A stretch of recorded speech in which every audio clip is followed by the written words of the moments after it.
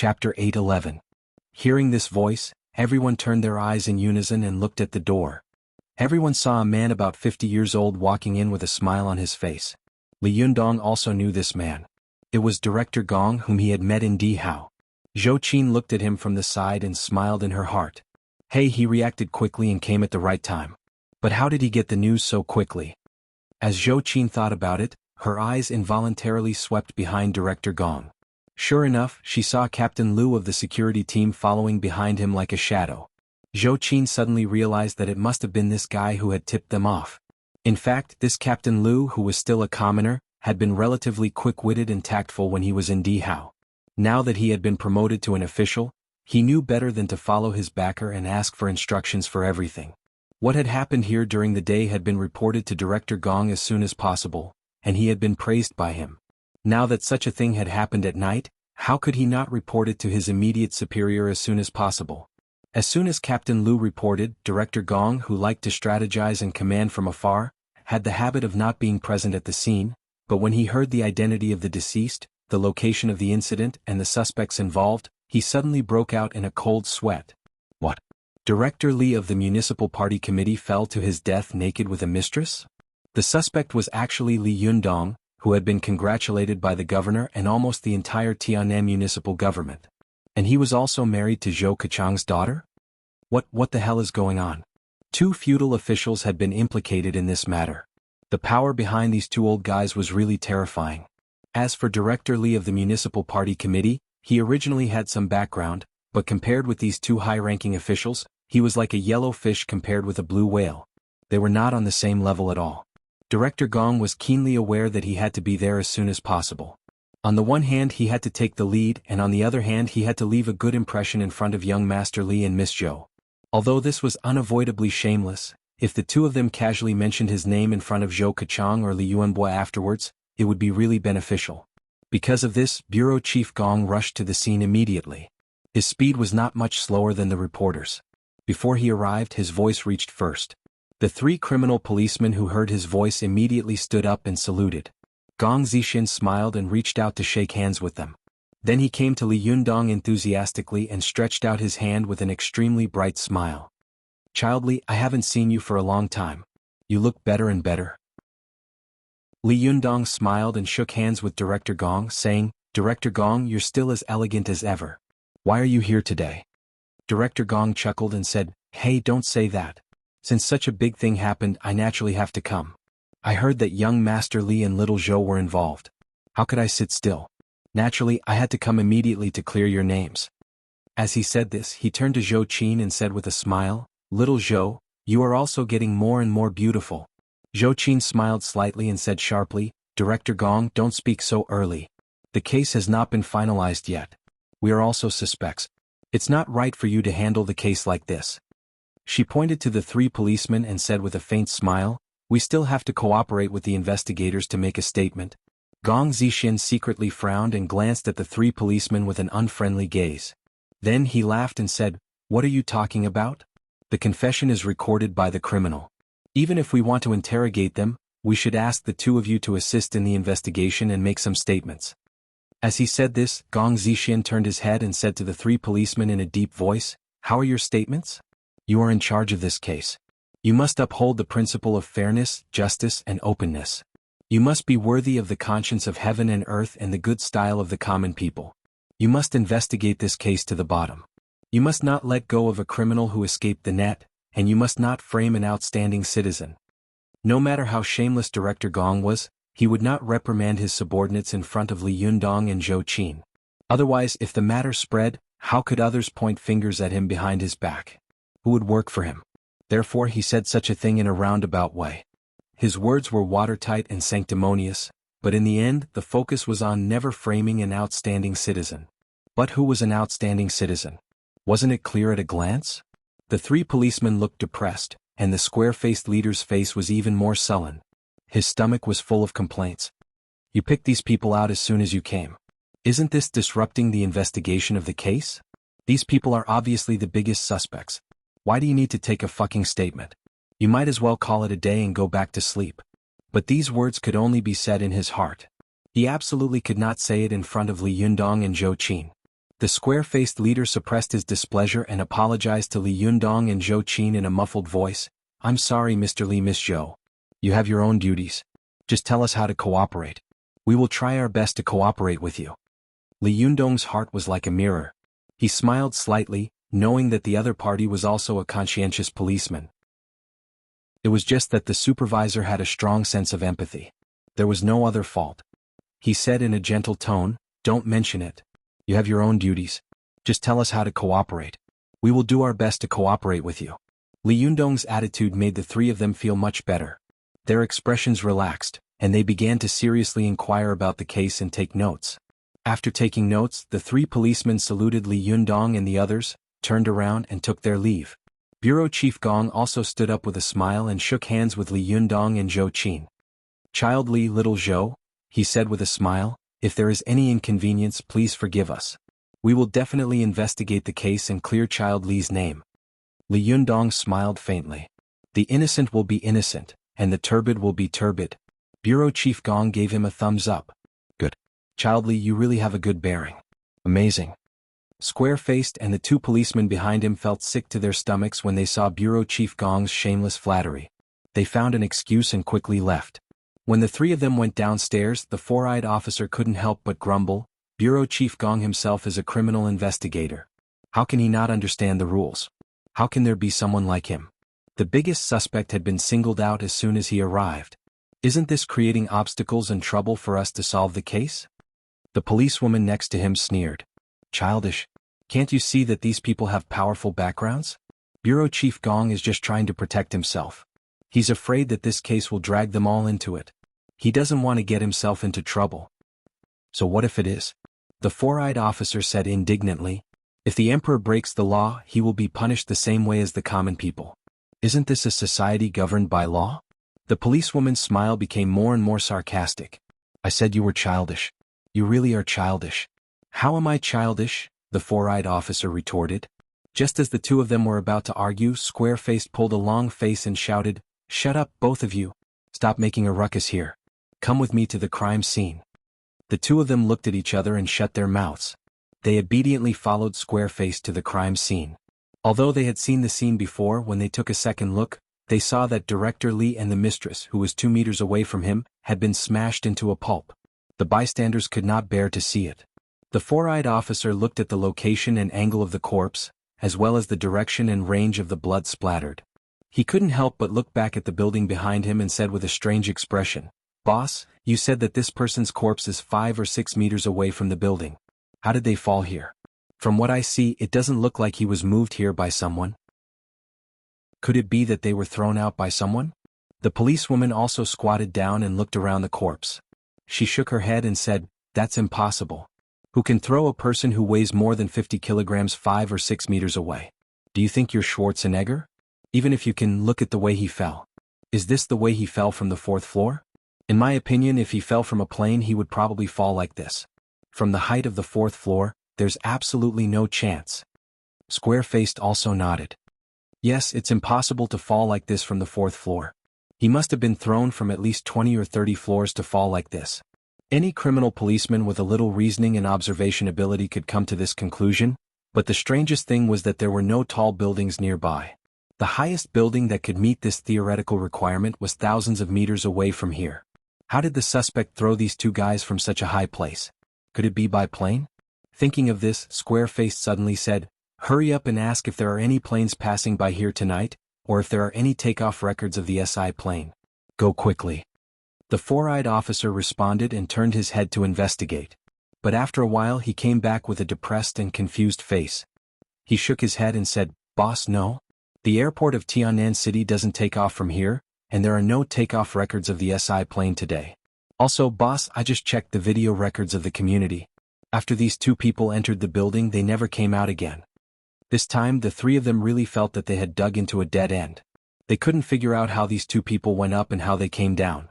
At this moment, Captain Liu of the security team also came over and looked at the two people. He secretly sighed and shook his head. Alas, they were alive and well during the day. Why did they disappear at night? Square-Faced glanced at him, then quickly withdrew his gaze and said casually, Captain Liu, what do you think? What do I think? Captain Liu rolled his eyes. He really wanted to say, "My opinion is that I have no opinion." But his eyes quickly caught sight of Director Gong, who was walking out of the stairwell. An idea came to him and he smiled. "Oh right, didn't Director Gong start out as a criminal investigator? He used to solve cases like a god. Let him have a look. He must be able to find some clues." Square-faced said with some surprise, "Ah? Director Gong used to be a criminal investigation background. I can't tell." Gong Zixin had always been known as a nice guy in the police station. No one could tell that he used to be a criminal police officer. Captain Lu took the opportunity to brag. "Don't underestimate our Chief Gong. The previous 426 case was solved by Chief Gong. Back then he was like a god when it came to solving cases." Square-faced and the others originally had some complaints about Director Gong. At this time when they heard this they felt a little guilty and said to Director Gong, who came over, "Director Gong, what do you think is going on?" Director Gong had heard everything they had said before. He glanced at Captain Lu and nodded secretly. He thought to himself, "I didn't train him for nothing." Director Gong smiled modestly and waved his hand. Then he looked at the scene of the case with his hands behind his back and smiled confidently. "This case is very simple." When the policemen around heard this, they were all shocked. They had guessed and deduced for a long time, but they couldn't figure out how these two people fell from such a high place and died here. As soon as Director Gong came, he understood it with just a glance. This was really the case of old Ginger being spicier. Square-faced and the others suddenly became more and more respectful. They were all respectful, like primary school students facing their teacher. They asked, "Director Gong, please give us some advice." There were also curious policemen next to them. One after another they said, "That's right, Director Gong. Tell us what is going on." Director Gong laughed and said, "Isn't it simple?" He put his hands on his waist and patted his stomach. With a resolute expression he waved his hand. "This is obviously suicide." Chapter 8:12. It would have been better if Bureau Chief Gong didn't say anything. Once he did, everyone almost fainted on the ground. What? This person fell from a high altitude, his head split into 108,000 pieces, and he was 5 or 6 meters away from the building. How could he commit suicide? Who had the ability to throw himself more than 100 meters up in the air and then throw himself down? Even if he had the courage, he didn't have the ability. Square-faced and the others' faces twitched. They were already trying their best not to curse out loud. If this was suicide, there would be no one left to kill in the world. The corners of Captain Lu's eyes twitched. Even someone as tactful as him didn't know how to smooth things over for the bureau chief. Even a policeman like him, who didn't know much about criminal investigation, knew that this couldn't be suicide. For a moment there was silence. Everyone looked at each other, not knowing how to answer their superior. A policeman mustered up his courage and asked weakly, "Bureau Chief Gong, how can you tell that this is suicide?" Bureau Chief Gong said slowly, "Isn't it simple? It's obvious that Director Li and his mistress had a conflict over money, and then the two of them fought. First, Director Li pushed the mistress down the building in a fit of rage, then committed suicide." Everyone looked at each other again, their expressions strange. Square-faced couldn't help but refute, "Bureau Chief Gong, that can't be right. No matter how strong a person is, they can't push a living person that weighs 100 pounds so far. Moreover, it's impossible to fall from the 4th floor to this state." Bureau Chief Gong shook his head calmly and said, "Don't you know that a person's potential is endless? When they lose control of their emotions, they can often explode with amazing power. So, according to my deduction, this must have been caused by using too much force." "Using too much force? That's too fierce," everyone exclaimed in their hearts. The four-eyed clerk couldn't help but point at Director Li, who had been smashed into a meat patty, and asked, "Bureau Chief Gong, what about this Director Li who committed suicide? How did he end up like this?" Bureau Chief Gong quickly glanced at him, waved his hand and said, "He still used too much force." Wow. This reason was really invincible. It was applicable everywhere. As expected of a detective who could solve cases like a god, to think that he could solve a case. Amazing. Truly amazing. Everyone cursed in their hearts, but Captain Lu suddenly understood. He understood Bureau Chief Gong's real intention. The best outcome for this case was suicide. Moreover, he committed suicide because of a dispute over love and money. In that case, everyone would be able to get away with it and everyone would be happy. Later on, he could use this opportunity to clean up the corruption, clean up the atmosphere of the municipal committee, and make the funeral a happy event. Killing two birds with one stone. Amazing, amazing. Captain Lu sighed in his heart. Why did they say that the older the ginger, the spicier it was? It was clearly impossible for the two of them to have committed suicide, but they had been forcibly killed because the current situation required them to commit suicide, so they committed suicide. This method of flipping the clouds and overturning the rain was really marvelous. Captain Lu's heart skipped a beat. He moved closer to the square-jawed man and whispered, "Captain Hu, don't be so serious. Just close the case quickly. Didn't you hear Chief Gong's instructions? If this was not suicide, then what was it? Moreover, it could only be suicide." The square-jawed man's heart skipped a beat when he heard this. He narrowed his eyes and looked at Captain Lu for a long time. His face darkened and he did not say anything. After a long time, he shouted in a deep voice, "Well, since it's suicide, there's nothing else to investigate. Let's go." When everyone heard this, there was an uproar. Although they all cursed in their hearts, they all understood the spirit of their superior and got busy. These policemen took advantage of the distance between them and the police, so no one had heard their previous conversation. However, Li Yundong, who was watching from the balcony upstairs, heard it clearly. He shook his head secretly. Although he knew that Bureau Chief Gong had turned an obvious homicide case into a suicide in order to cover for him, he still frowned and looked a little unhappy. Ziyuan seemed to know what he was thinking and said, "Don't think too much about it. China has been like this since ancient times. This is a country based on officials, not laws. Don't expect it to change." Li Yundong sighed and said, "I know this. What makes me uncomfortable is that I have clearly gained benefits, but my heart is full of bitterness." Ziyuan smiled slightly and gently advised, "Well, don't think about it. Why don't you think about how these two people fell from a high altitude or who did it?" Li Yundong looked at the little foxes of the Fox Zen school who were talking animatedly in the room. Even Chao Yi and Lu Yuehong were discussing something in a low voice, their eyes sweeping over everyone from time to time. Li Yundong couldn't help but feel a headache coming on. He sighed and said, "I don't know. It's so sudden that it caught me off guard." Ziyuan smiled slightly and said, "Forget it. It's useless for you to be anxious about some things now. If you can't find out, then you can't. No matter who killed these two people, we will find out in the future. For now, let's go back to sleep." Li Yundong nodded and walked back to his room. Just as he was about to speak, he saw Lu Fei coming up to him with a heavy heart. She said, "Li Yundong, I suddenly have something to do. I want to leave first." Li Yundong was stunned. What happened? But then he thought that it must be because of the murder case. Lu Fei didn't want to be involved, so she wanted to avoid the limelight first. He could understand Lu Fei's thoughts very well, so he didn't point it out. He nodded and said, "Well, you can go and do your business first." Lu Fei looked at Li Yundong with her big eyes and suddenly said, "Don't think too much. When I went downstairs just now, someone seemed to recognize me. I have to leave quickly in case the paparazzi come to my door. I'm not afraid of being exposed, but if you are exposed, it seems that it will bring a lot of trouble." When Li Yundong heard this, he couldn't help but feel touched. He smiled and nodded at Lu Fei. "Thank you, but why are you in such a hurry to leave so late? Will there be any danger?" Lu Fei smiled and said, "It's okay. I'll drive away later." As for Sister Chow, she turned her head and looked into the room, only to see that Chow Kefi had already gotten up. She was leaning lazily in front of the door, rubbing her eyes and looking at the people in the room blankly.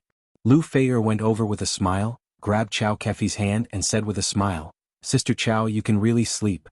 It's so noisy outside. Don't you know?" Chow Kefi's face was sleepy. "What happened? I heard it was very noisy." Lu Fei took Chow Kefi's hand and quickly told her what had happened before. Chow Kefi's eyes widened and she said in surprise, "No way? They're dead? Where are the police?" Lu Fei smiled and said, "They're all gone." Chow Kefi's eyes flickered. "They're all gone? Just like that?" Lu Fei asked curiously, "What else can they do?" Chow Kefi also laughed and said, "That's true." Lu Fei suddenly sighed softly and said, "Sister Chow, someone discovered my identity just now. I think I should leave first in case the paparazzi come over later. That would be troublesome. Do you want to stay here or come with me later?" Chow Kefi thought for a moment and said, "I'll leave with you first." As she spoke, she couldn't help glancing at Li Yundong, who was not far away, and her expression suddenly became a little strange. But this was only a slight expression for a moment. No one noticed the strangeness, especially Li Yundong and the others, who were all focused on the previous case. They were guessing who had killed the two people and whether their strange deaths had been done by the people around them. If so, why didn't they admit it? It wasn't until Lu Fei'er and Chao Kefi, who had finished dressing, formally said goodbye to Li Yundong and the others that they shifted their attention and got up to see them off. Seeing that Chao Kefi was leaving, Ao Wushuang was unwilling, but she couldn't find a reason to make her stay. She still had a lot of doubts in her heart and wanted to test her again. Therefore, when she went out, she took the initiative to greet her enthusiastically. She reached out to take Chao Kefi's arm and made a gesture of seeing her off. She said with a smile, "Let me see you off." Su Chan, who was standing to one side, looked at her master with a strange expression. She knew that although her master was cold on the outside and warm on the inside, she was actually passionate and sentimental on the inside. But even so, when she met someone she was not familiar with, she would never show such enthusiasm. Even when facing Li Yundong, she would never show such intimacy. "What's wrong with master? It's weird," Su Chan murmured in her heart. However, Li Yundong and the others didn't know much about Ao Wushuang's character. Seeing her enthusiasm for Chao Kefi, they didn't feel strange for a moment. They just smiled and walked slowly to see her off. Ao Wushuang's hand grabbed Chao Kefi. It seemed normal to others, but in fact there was Jinqi hidden in this grab. As soon as she grabbed Chao Kefi, the Jinqi in her body poured into Chao Kefi's body. However, Chao Kefi didn't seem to feel it. She just held Ao Wushuang's hand and said with a smile, "Your hand is so cold. Is it because you're not in good health?" Although Tiannan City is a southern city, it's going to be the spring festival and the weather is very cold. You should pay attention to your health. Ao Wushuang's Jinqi quickly went around Chao Kefi's body and felt that her body was empty, no different from that of an ordinary person. She was surprised and doubtful, but she couldn't find any abnormality. She thought to herself, could it be that the mystical silver fox has really been sleeping and hasn't woken up yet? There was no clue on Ao Wushuang's face. She smiled slightly and said, "I've always been in poor health. Thank you for your concern. As for you, your body is also very weak. You should also pay more attention to your health." The two beautiful women smiled at each other. Ao Wushuang gently let go of her hand and said goodbye to Chao Kefi. Chao Kefi also smiled and said goodbye to everyone, and then left with Lu Fei'er. The moment they turned around, a sharp light flashed in the corner of their eyes at the same time. No one noticed that the two peerless foxes were full of killing intent at the same time, and their eyes were full of murderous intent. Chapter 8:13. After leaving Li Jiandong's home, Lu Fei'er had been in a state of excitement. As she drove, she pulled Chao Kefi and chattered. "Hey Sister Chao, how do you think those two guys died?" According to Li Jiandong, the police finally concluded that it was suicide. How could it be possible? They fell in that place and they fell so badly. How could it be suicide? It's funny. Lu Fei'er spoke quickly, but there was no response from the side. She turned her head and saw Chao Kefi sitting in the passenger seat. Her head was tilted to one side, and her eyes were twinkling as she looked at the street scene passing by quickly outside the car. Although it was late at night, the lighting project of the Tiannan municipal government still made the city look like a city that never sleeps. In the forest of steel and mud, there were bright neon lights everywhere. Although there were few people and vehicles on the street, under the bright lights, the city still exuded the bustling atmosphere of a modern city. Lu Fei'er saw that although Chao Kefi's face was tilted, she could still see many complicated eyes flowing in the corners of Chao Kefi's eyes. Her eyes were full of vicissitudes of life, dazzling and bizarre. Lu Fei'er was very puzzled. She couldn't help asking, "Sister Chao, what's wrong with you?" Then she smiled ambiguously and said, "Are you reluctant to part with your little enemy?" If Lu Fei'er had joked with Chao Kefi like this in normal times, Chao Kefi would have been angry and laughed with her. Lu Fei'er was even ready. She turned her body and was ready to dodge Chao Kefi. She opened her mouth and shouted at any time, "I'm driving. Don't make trouble." But Lu Fei'er soon found that Chao Kefi was sitting in her seat very quietly, motionless. Only the corner of her mouth was slightly pulled, showing a meaningful and extremely complicated smile. Humph, little enemy? Little? Perhaps he's still young in this life, but he's really an enemy. At this moment, the memory of the mystical silver fox flashed through her mind like a lantern. She had entered Mount Wutai to secretly learn the Vajrabuddha Dharma, but because of the lack of Yuanyang Qi in her body, she couldn't stand the fierce attack of the Vajrabuddha Dharma. She almost died of Qi deviation. If it weren't for the passing Zen master Hui Fa who saved her, she would not have the prestige of the mystical silver fox in the future. Hui Fa was the first man that the mystical silver fox fell in love with, and he was also the last man she fell in love with. This eminent monk of Mount Wutai was handsome and had an extraordinary bearing. He had a profound Buddhist doctrine and a good eloquence. At that time he was famous in the cultivation world of the Tang dynasty. He had discussed and fought with the great Confucian scholars and great Jinren of Confucianism and Taoism many times in public. He had never lost and returned with great victories. At that time, his reputation and appearance were not inferior to that of the eminent monk Xuanzang in the period of Emperor Taizong of Tang. In the era when Huifa was born, it happened to be the end of the Tang dynasty. Most of the emperors believed in Buddhism and suppressed Buddhism. Huifa's appearance was like a comet that streaked across the sky. It was extremely eye-catching. People in the world said that he was the reincarnation of the living Buddha, and his purpose was to come to the world to promote Buddhism and save the declining Buddhism. In fact, Huifa was the reincarnation of Manjushri Bodhisattva. He came to the world to save all living beings. Unexpectedly, a peerless genius like the mystical silver fox appeared halfway. She even courted the reincarnation of Manjushri Bodhisattva. As a result, she failed to woo him and was humiliated. The mystical silver fox's love turned into hatred. In her anger she turned around and killed the reincarnation of Bodhisattva, Huifa. Manjushri Bodhisattva was the left hand of Buddha, and the Bodhisattva was the Bodhisattva with the highest cultivation level. Among all the Bodhisattvas, the one on the left was the most respected. Therefore, Manjushri Bodhisattva was the head of the 8 great Bodhisattvas, and his status was not lower than that of the 5 great wisdom kings. However, the Bodhisattva did the work of purifying all living beings, while the wisdom king did the work of fighting and PK. It could be said that one was a civil position while the other was a military position. Manjushri Bodhisattva was the head of the civil officials under the Buddha. Although he could fight and PK, he was not a professional after all. When the mystical silver fox stole the secrets of heaven and understood the truth of Buddhism and Taoism, the reincarnation of Manjushri Bodhisattva was undoubtedly killed by the mystical silver fox. When the news reached the heaven court, the heaven realm was shocked and the Buddha was furious. What? My most obedient little brother was killed by a 9-tailed fox? Before Manjushri Bodhisattva became a Buddha, he had been following the Buddha, helping the Buddha to promote the Dharma and teach all living beings. Now, it was not easy for him to make a name for himself and descend to the mortal world to have some incense. Now, it was not easy for him to be reincarnated, but he was killed. Even though the Buddha was calm, he couldn't help but fly into a rage. He immediately let his incarnation, the immovable wisdom king, go straight to the south heaven and descend to the mortal world to be reincarnated.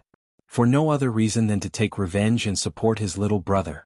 Perhaps it was because of his good fortune that the reincarnation of the immovable wisdom king didn't open his heavenly eye and body root until he was 18 years old.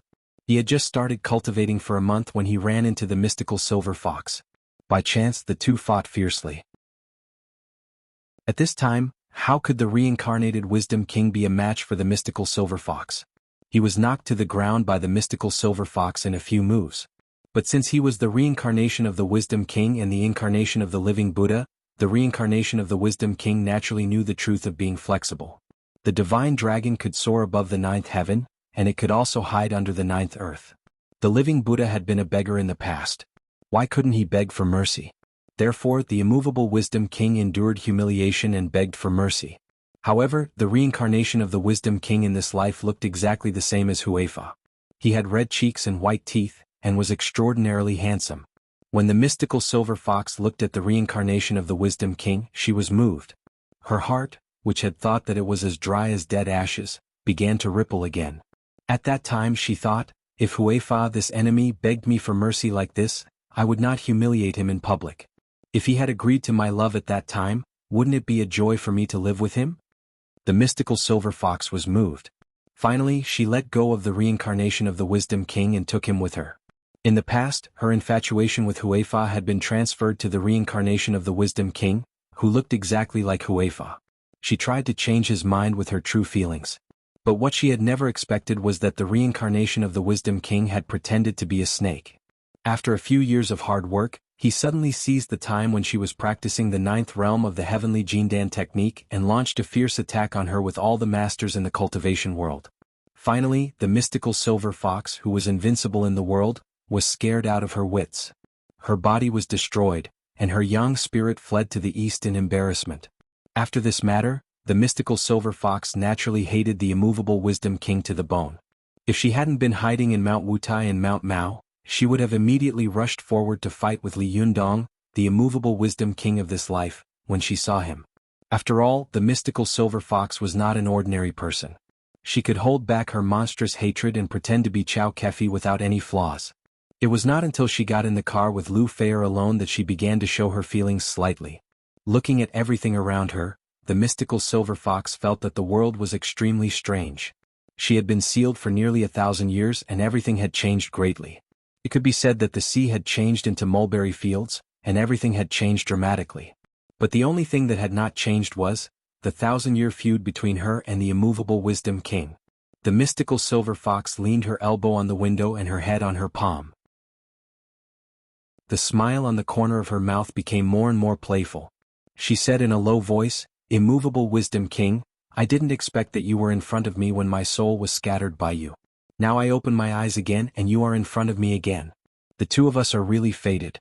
Lu Feier, who was driving, heard her muttering to herself, but she couldn't hear clearly what she was saying.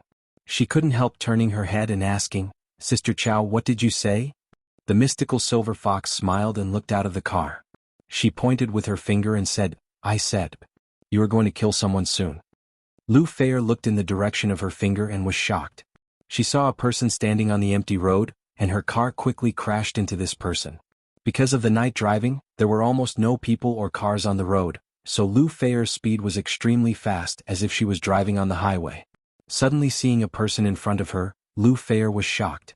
She subconsciously stepped on the brake and then turned the steering wheel.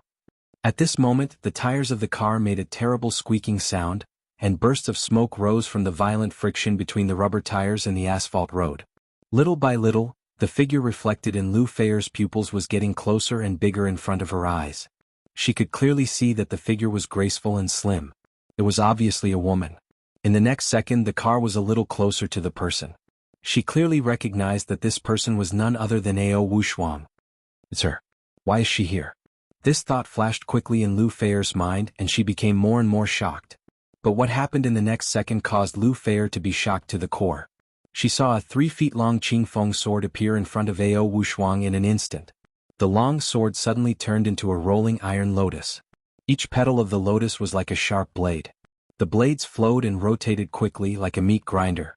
The clanging sound could be heard clearly even through the closed car. It was so terrible that it made people's hair stand on end. Lu Feier watched helplessly as the rolling iron lotus platform, like a terrifying cutting machine, crushed the front of the car bit by bit. For a moment, countless fragments splashed everywhere, and she and the mystical silver fox in the passenger seat also stepped into this terrible cutting abyss bit by bit. At this time, Lu Feier's mind was blank. What was happening in front of her was completely beyond her range of acceptance and imagination. She didn't understand why Ao Wushuang wanted to do such a cruel thing to her. She didn't understand what the terrible iron lotus in front of her was. What Lu Feier didn't know was that Ao Wushuang didn't care about women like Li Yundong. She only cared about two people, one was Wang Yuanshan, and the other was her disciple Su Chan. Even Li Yundong cared about her because he loved her. As for the others, hey, even if they were all dead, it had nothing to do with her, let alone Lu Feier. As for whether killing Lu Feier would cause her to suffer divine punishment, Ao Wushuang couldn't care less at this time. In front of the mystical silver fox, she had to kill her with one blow. If she was still hesitant, there would be endless troubles in the future. In her opinion, the mystical silver fox was much more terrible than the divine punishment. In order to chase after the mystical silver fox, Ao Wushuang specially asked Li Yundong for the Bahuang sword before she went out. This sword turned out to be her sword. Although she had already given it to Li Yundong, she wanted to borrow it now. Although Li Yundong didn't know why she wanted the Bahuang sword at this time, there was no reason not to give it to her because of her feelings. Ao Wushuang didn't explain much. After getting the Bahuang sword, she immediately went out of her body with Yang's spirit and followed the mystical silver fox and Lu Feier. It was not easy for her to wait until the two of them came to a sparsely populated place. She suddenly appeared and wanted to kill them together. Her attack seemed slow, but it was as fast as lightning. In the blink of an eye, the rolling iron lotus had already rushed in front of the mystical silver fox and Lu Feier. Every sharp iron lotus leaf transformed from the Bahuang sword made a buzzing sound, like the roars and howls from hell. Chapter 8:14. Just as Ao Wushuang's Bahuang sword was about to turn Lu Feier and the mystical silver fox into mud in the next second, a strange light suddenly flashed in the mystical silver fox's eyes. She suddenly shouted and put her right hand on the window above her head. With a bang, the roof of the car was blown away and a huge skylight was opened. At the same time, she grabbed Lu Feier's arm with her left hand, jumped up and jumped out of the car with her.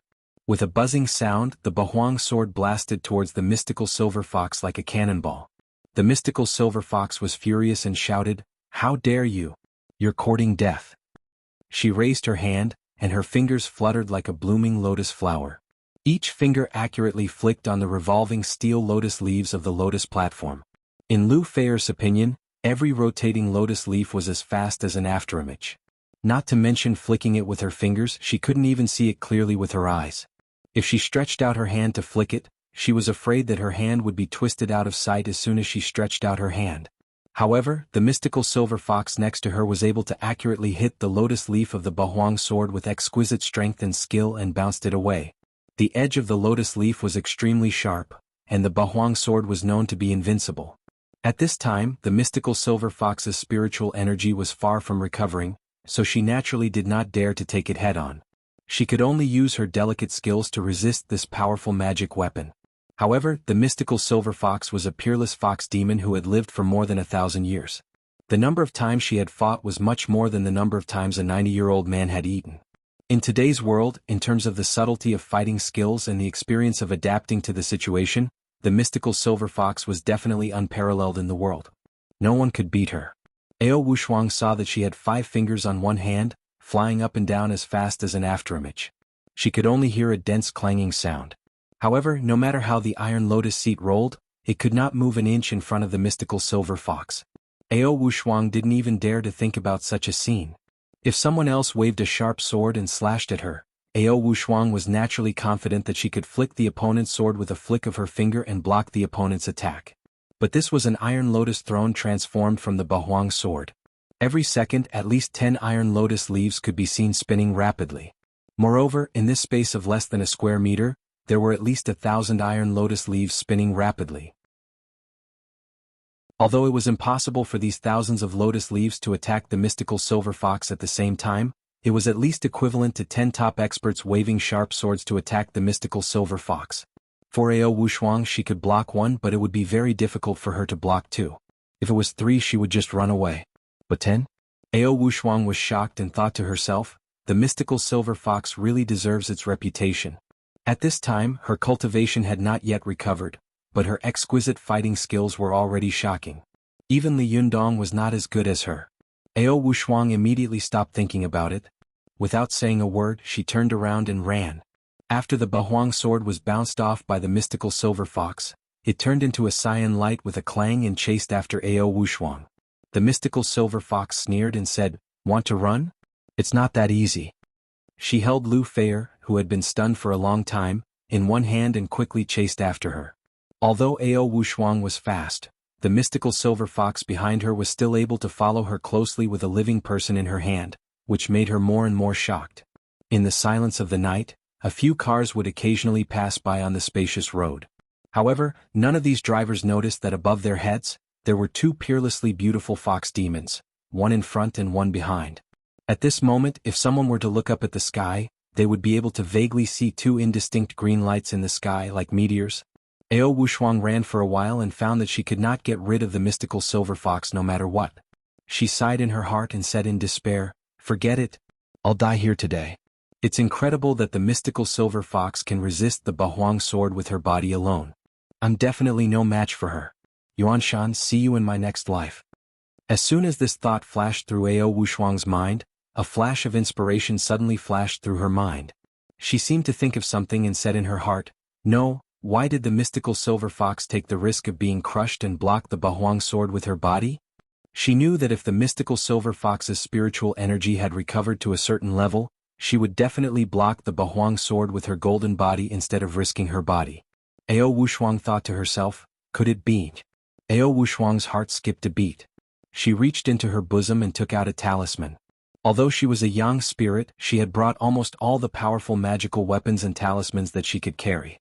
This talisman was not an ordinary Taoist talisman. It was the divine thunder talisman of the five thunders spell that Su Chan had given to Li Yundong. The talisman paper was dark yellow, and there were 4 murderous ancient seal characters on it. Heavenly thunder punishes evil. There were originally 3 talismans, which had been passed on by Wang Yuanshan to Ao Wushuang. After Ao Wushuang had stolen the Renyuan Jindan, she had given it to Su Chan so that she could escape. She had also given her 2 talismans to protect herself.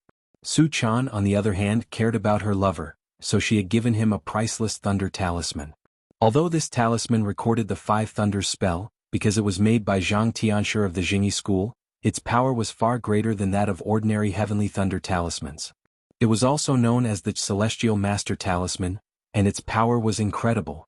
At this time, if she could let the Bahuang sword entangle the mystical silver fox for a while, and then use the Celestial Master Talisman to attack her, she might be able to turn defeat into victory and defeat the strong.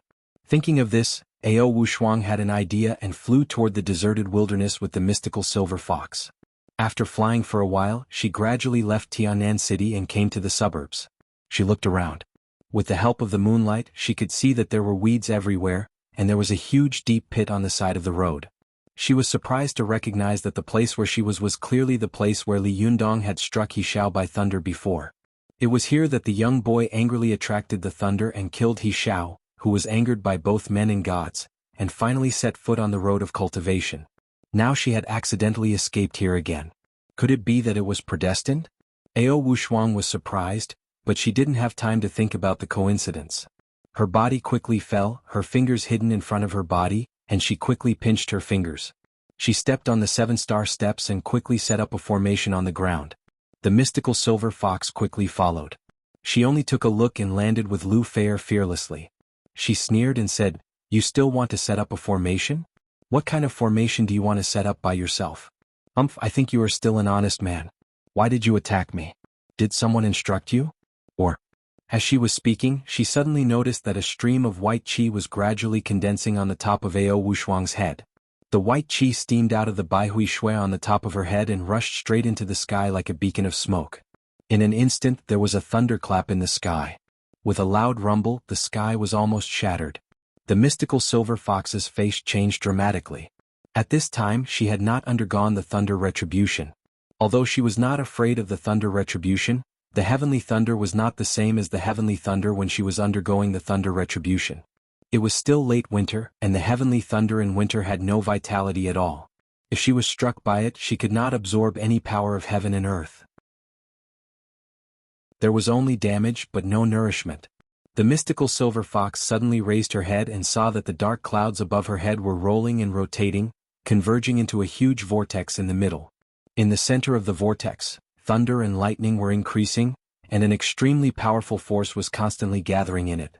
The mystical silver fox was shocked and angry. She moved and was about to leave, but she saw the Bahuang pouncing on her like crazy, blocking all her escape angles and directions. At this moment, Ao Wushuang's Jinqi surged all over her body, and the runes on the heavenly thunder talisman in her hand suddenly emitted a dazzling light.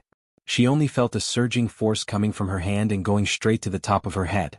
Ao Wushuang pointed to the sky with one hand. The sky seemed to sense her mind and this force and made a loud bang.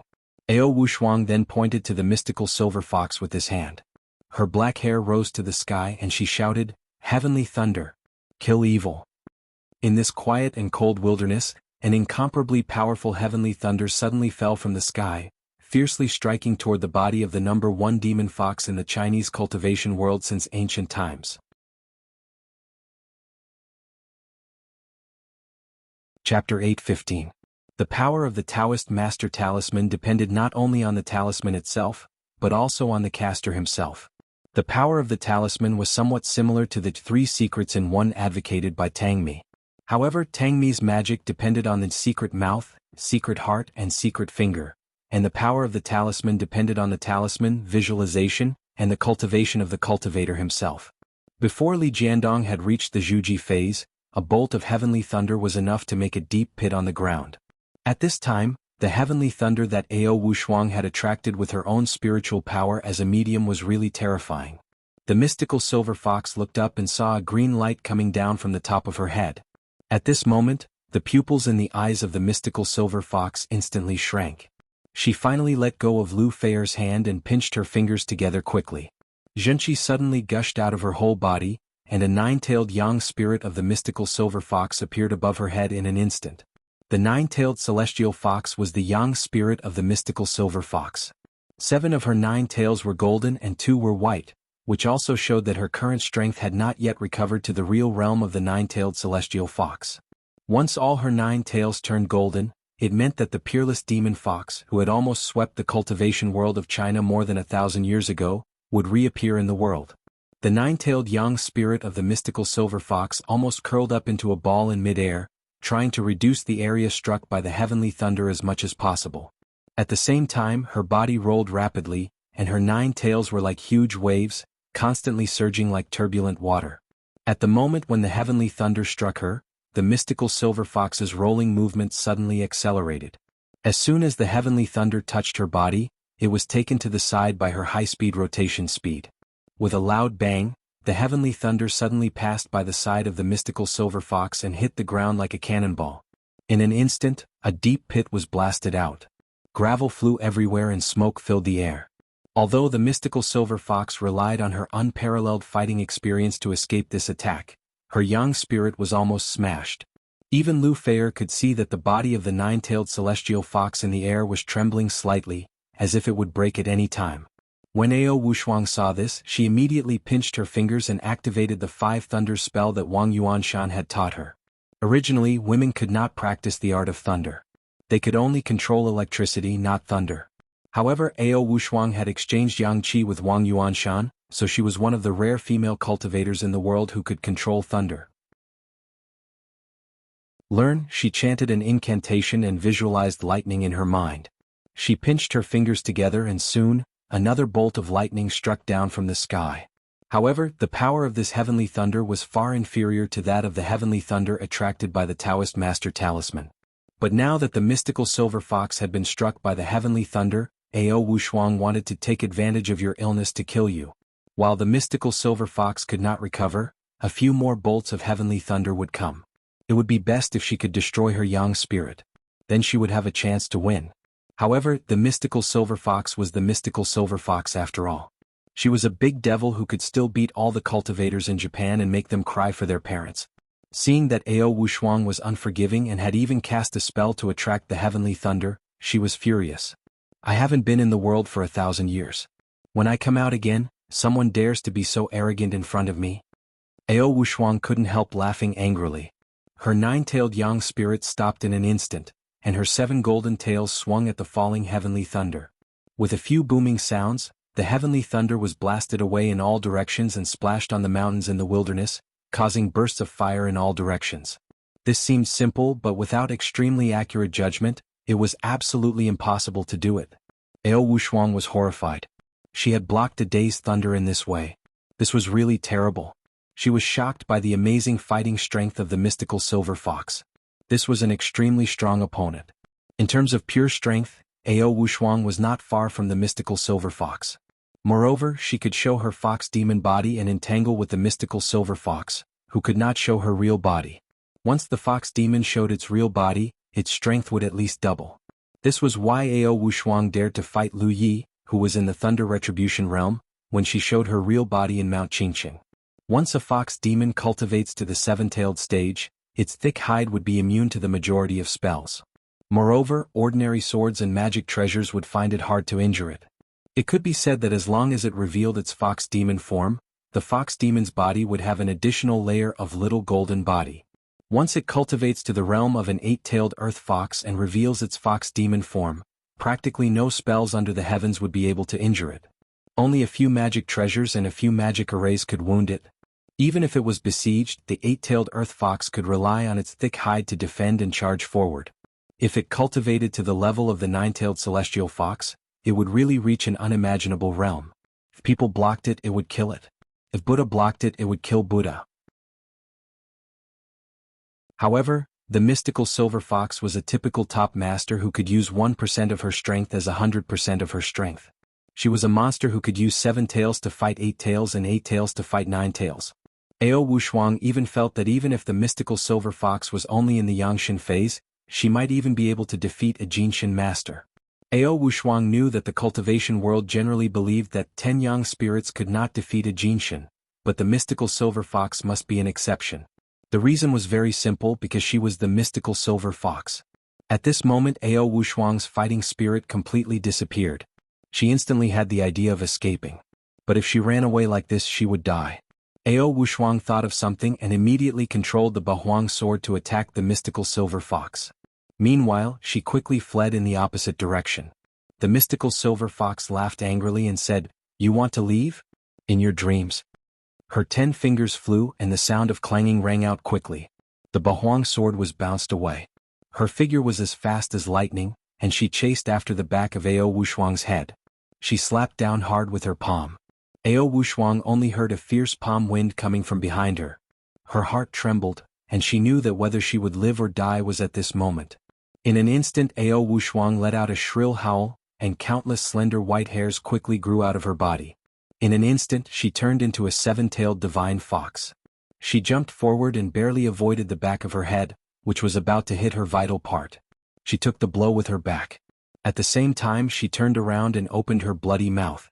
With a wild roar, she bit at the mystical silver fox. As the saying goes, a cornered dog jumps over a wall and a rabbit bites a man in a hurry. What's more, the 7-tailed divine fox went crazy and fought with her life. Ao Wushuang's counterbite was so fast that it was almost synchronized with the mystical silver fox's palm on her body. As soon as the mystical silver fox's palm arrived, her bite had already arrived. The mystical silver fox's heart skipped a beat. With a sneer, she exerted her strength and slapped Ao Wushuang's body with a muffled sound. Her body fell down.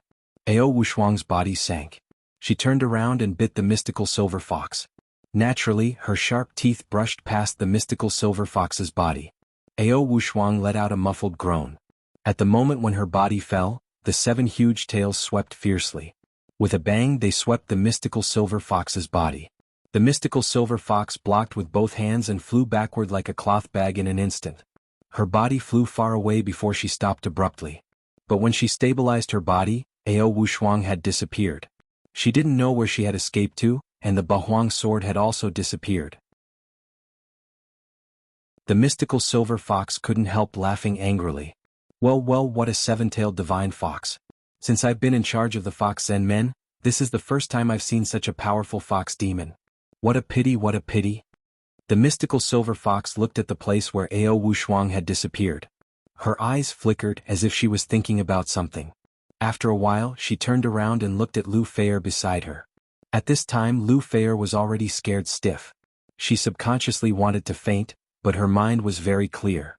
Although she was scared to death, she was even more afraid that once she fainted, she was afraid that she would never wake up again.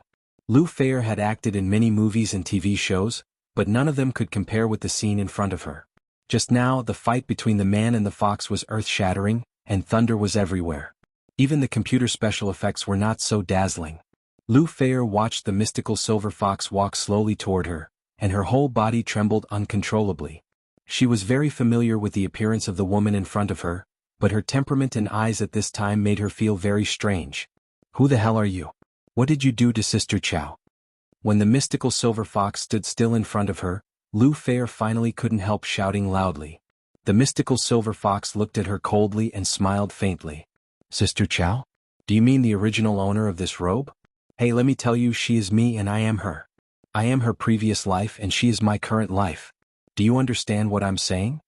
Lu Feier and Chow Kefi had a very good relationship. An idea suddenly flashed through her heart. I'm afraid that Sister Chow will never recover. I'm afraid that she is already dead. She can't come back. Lu Feier couldn't help but burst into tears. She said in a hoarse voice, "Give Sister Chow back to me." The mystical silver fox looked at her coldly and said with a sneer, "You're really impolite to me. Don't you know who I am?" Lu Feier just cried and shook her head subconsciously. The mystical silver fox's eyes narrowed and she suddenly sighed. 8,000 years ago, even the farmers in the farmland or the children herding cattle in the countryside had heard of my name and knew who I was. But I didn't expect that 1,000 years later, even a famous actress like you who has seen a lot of things, wouldn't know who I am. The mystical silver fox's eyes became a little vicissitudes of life. She said faintly, "My name is Mystical Silver Fox. Remember it." After that, she turned over her palm and slapped down on the top of Lu Feier's head. Sorry, there are a lot of things to do. It's even later. There will be another update later, but it's a little late. Don't wait.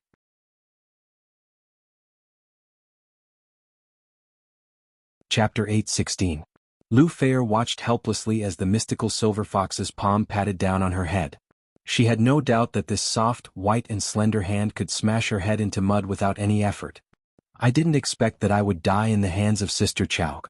Lu Fei sighed in her heart, and a trace of despair flashed in the corner of her eyes. But just as she saw that the mystical silver fox's palm covered her sight and was about to hit her head, the white hand suddenly stopped in front of her face. The mystical silver fox stared at Lu Fei with flickering eyes, and her face seemed to be a little ugly. Her palm trembled slightly as if it had stopped in midair and could not fall. But soon, the mystical silver fox took a deep breath, and her face suddenly turned red on one side, and then quickly turned pale. Within a few breaths, her face changed several times, and then slowly returned to normal. The mystical silver fox smiled and slowly withdrew her hand. She said, "You and her relationship seems to be really good. Hey, forget it.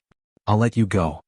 Lu Fei didn't know that at the moment when the mystical silver fox's palm fell, Chao Kefi's memory and divine sense caused trouble in the body of the mystical silver fox, which made her movements a little stiff and inconvenient.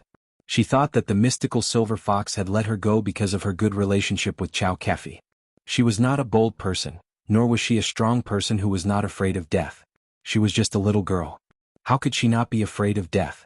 Now that she had rolled over from the ghost gate and saved her life, Lu Fei suddenly felt as if she had collapsed all over. She could hardly stand. Her awe for the mystical silver fox had reached its peak. She looked at the mystical silver fox timidly and whispered worriedly, "You won't kill me?" "What?" The mystical silver fox smiled and said, "You will know in the future. Now, come with me." As she spoke, she grabbed Lu Fei with one hand and picked her up like a baby. Her figure flashed and disappeared in an instant. While the mystical silver fox was fighting with Ao Wushuang, in the downtown of Tianan City, Li Yundong was sitting cross-legged in his room alone. He was silently running his qi while thinking about what had happened today. His cultivation had reached the realm of the unity of heaven and man, and he had a natural sensitivity to danger. This was the sixth sense of an ordinary person.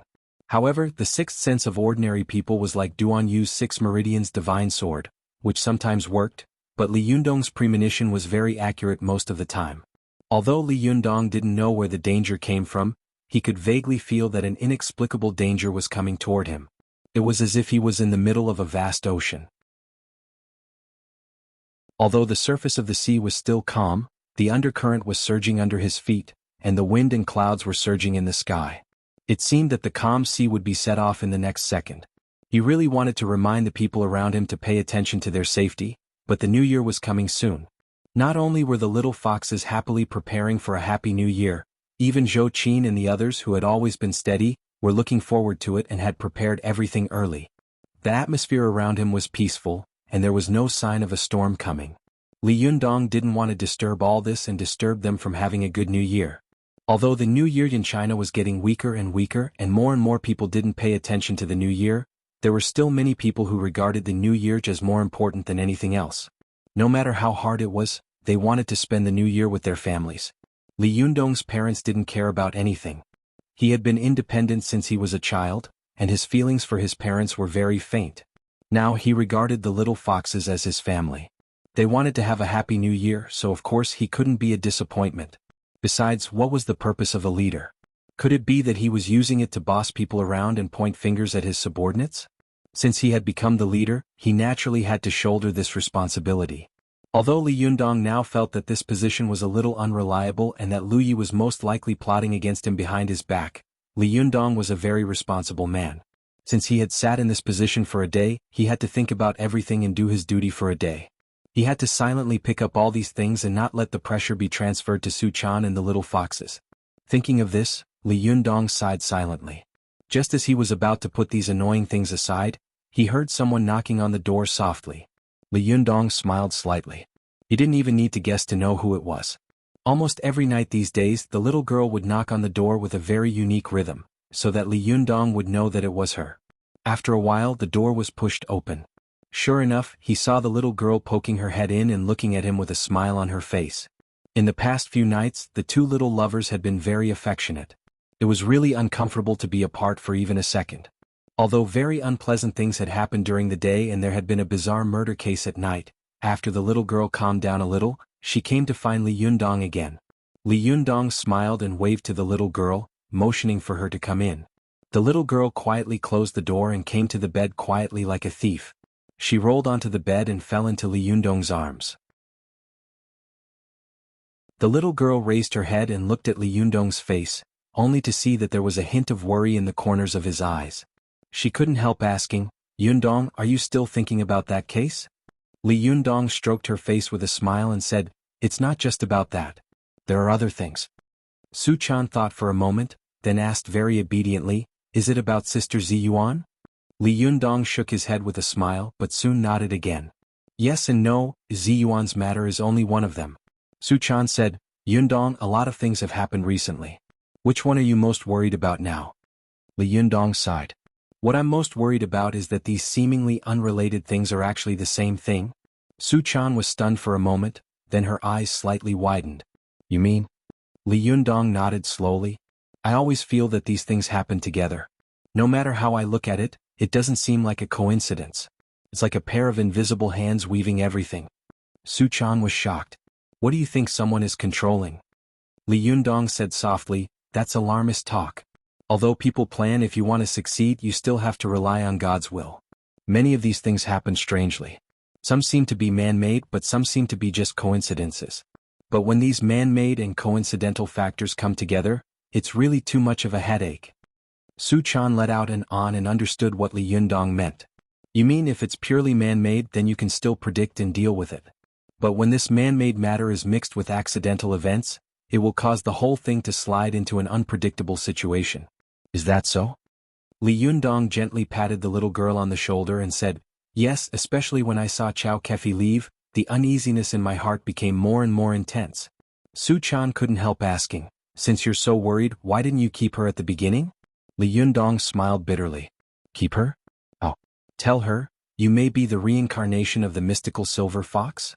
Alas, now that Chao Kefi has been possessed by the mystical silver fox, it is only a matter of time before the mystical silver fox's memory recovers. If an outsider stimulates her, she will recover faster. Once the mystical silver fox's memory recovers, then, no one can predict what the consequences will be. Although I am now the leader of the Fox Zen Men and she is the fourth leader of the Fox Zen Men, but I always feel that nothing good will happen to me if I meet her. As he said this, Li Yundong turned his face and looked at Su Chan seriously. "Chaner, if I fight with the mystical silver fox, who will you help?" Su Chan didn't even think about it and said, "Of course I will help my master." The little girl wrinkled her nose and smiled heartlessly, but she soon smiled again and said, "But it won't happen. After all, we are all men. We won't fight." Seeing that the little girl was naive and optimistic, Li Yundong couldn't bear to pour cold water on her, so he swallowed his worry and didn't say it out loud. He smiled slightly and said, "I hope so. However, it's not a good thing to leave President Chao outside. If someone finds out that she is the reincarnation of the mystical silver fox, it will be troublesome. I'll call her in 2 days and find an excuse to ask her to come over. I'm about to go through the thunder retribution. When I do, I'll be able to repair Chao Kefi's powerful magical weapon. Once the magical weapon is repaired, I'll be able to separate Chao Kefi's divine sense and memory and let her be reborn." Su Chan put her palms together and said softly, "Amit Ba, I hope God will bless me and everything will go well." She murmured for a while and suddenly thought of something. She said, "Oh, I forgot to ask Master how to break the absolute love extinguishing array. This memory of mine." The little girl was so anxious that she jumped up and wanted to rush into her master's room. Li Yundong immediately grabbed her and didn't know whether to laugh or cry. "Why are you so anxious? What time is it now? Why are you still disturbing your master? Aren't you afraid that she will spank you?" The little girl rolled her eyes and said with a smile, "Well, I'll go to her early in the morning tomorrow." Li Yundong smiled and tapped the tip of her nose. "A few days ago I praised you for growing up. Now it seems that it was just an illusion." Su Chan made a face at Li Yundong and said, "No, I've made progress. Besides, I'm still a little girl." Li Yundong smiled and said, "You're a little girl? You're not a little girl." Li Yundong's words had a double meaning. The little girl blushed and said angrily, "You're so annoying. You're not being serious after just a few words." Her shy appearance made Li Yundong's heart beat faster. He was about to say a few more jokes when he suddenly heard a rumble outside. It was the sound of winter thunder. Li Yundong immediately sat up straight, and an extremely sharp look suddenly appeared in his eyes. Thunder in this season? The little girl was also so shocked that she sat up from Li Yundong's arms. She looked surprised. No way. Winter thunder is shaking. What's going on? Could it be that someone is going through the thunder retribution? Li Yundong shook his head and said, it's unlikely, but looking at the weather today, it's not like there will be thunder. It's probably someone who has attracted the thunder. The little girl said in a low voice, then who could it be? Li Yundong shook his head solemnly. He vaguely felt that this kind of thunder was a little familiar, but he didn't dare to confirm it. He didn't want to care about this matter at first, but soon the thunder came one after another, making Li Yundong's heart jump just by listening to it. At this time, the rest of the family were also awakened by the thunder and walked out of their rooms. At this time, Li Yundong's room was also knocked. Li Yundong called out, please come in, and Ziyuan walked in. As soon as Ziyuan entered the room, she asked, did you hear the thunder? Li Yundong's face was serious. Yes. Although the expression on Ziyuan's face was indifferent, there was a deep worry in the corners of her eyes. What do you think? Li Yundong shook his head and said, it's really not a good sign for the thunder to shake in winter when the heavenly tribulation is coming. Come on, let's go out and talk. Li Yundong walked out of the room and saw that almost everyone in the room had come out, looking in the direction of the thunder in surprise. Li Yundong looked left and right, but he couldn't find Ao Wushuang. He couldn't help asking curiously, where is Senior Ao Wushuang? Su Chan hurriedly said, I'll go find her. Li Yundong nodded, and the little girl immediately rushed to Ao Wushuang's room. But not long after, he heard Su Chan let out a frightened cry. Li Yundong's heart suddenly tightened, and he immediately rushed toward Su Chan.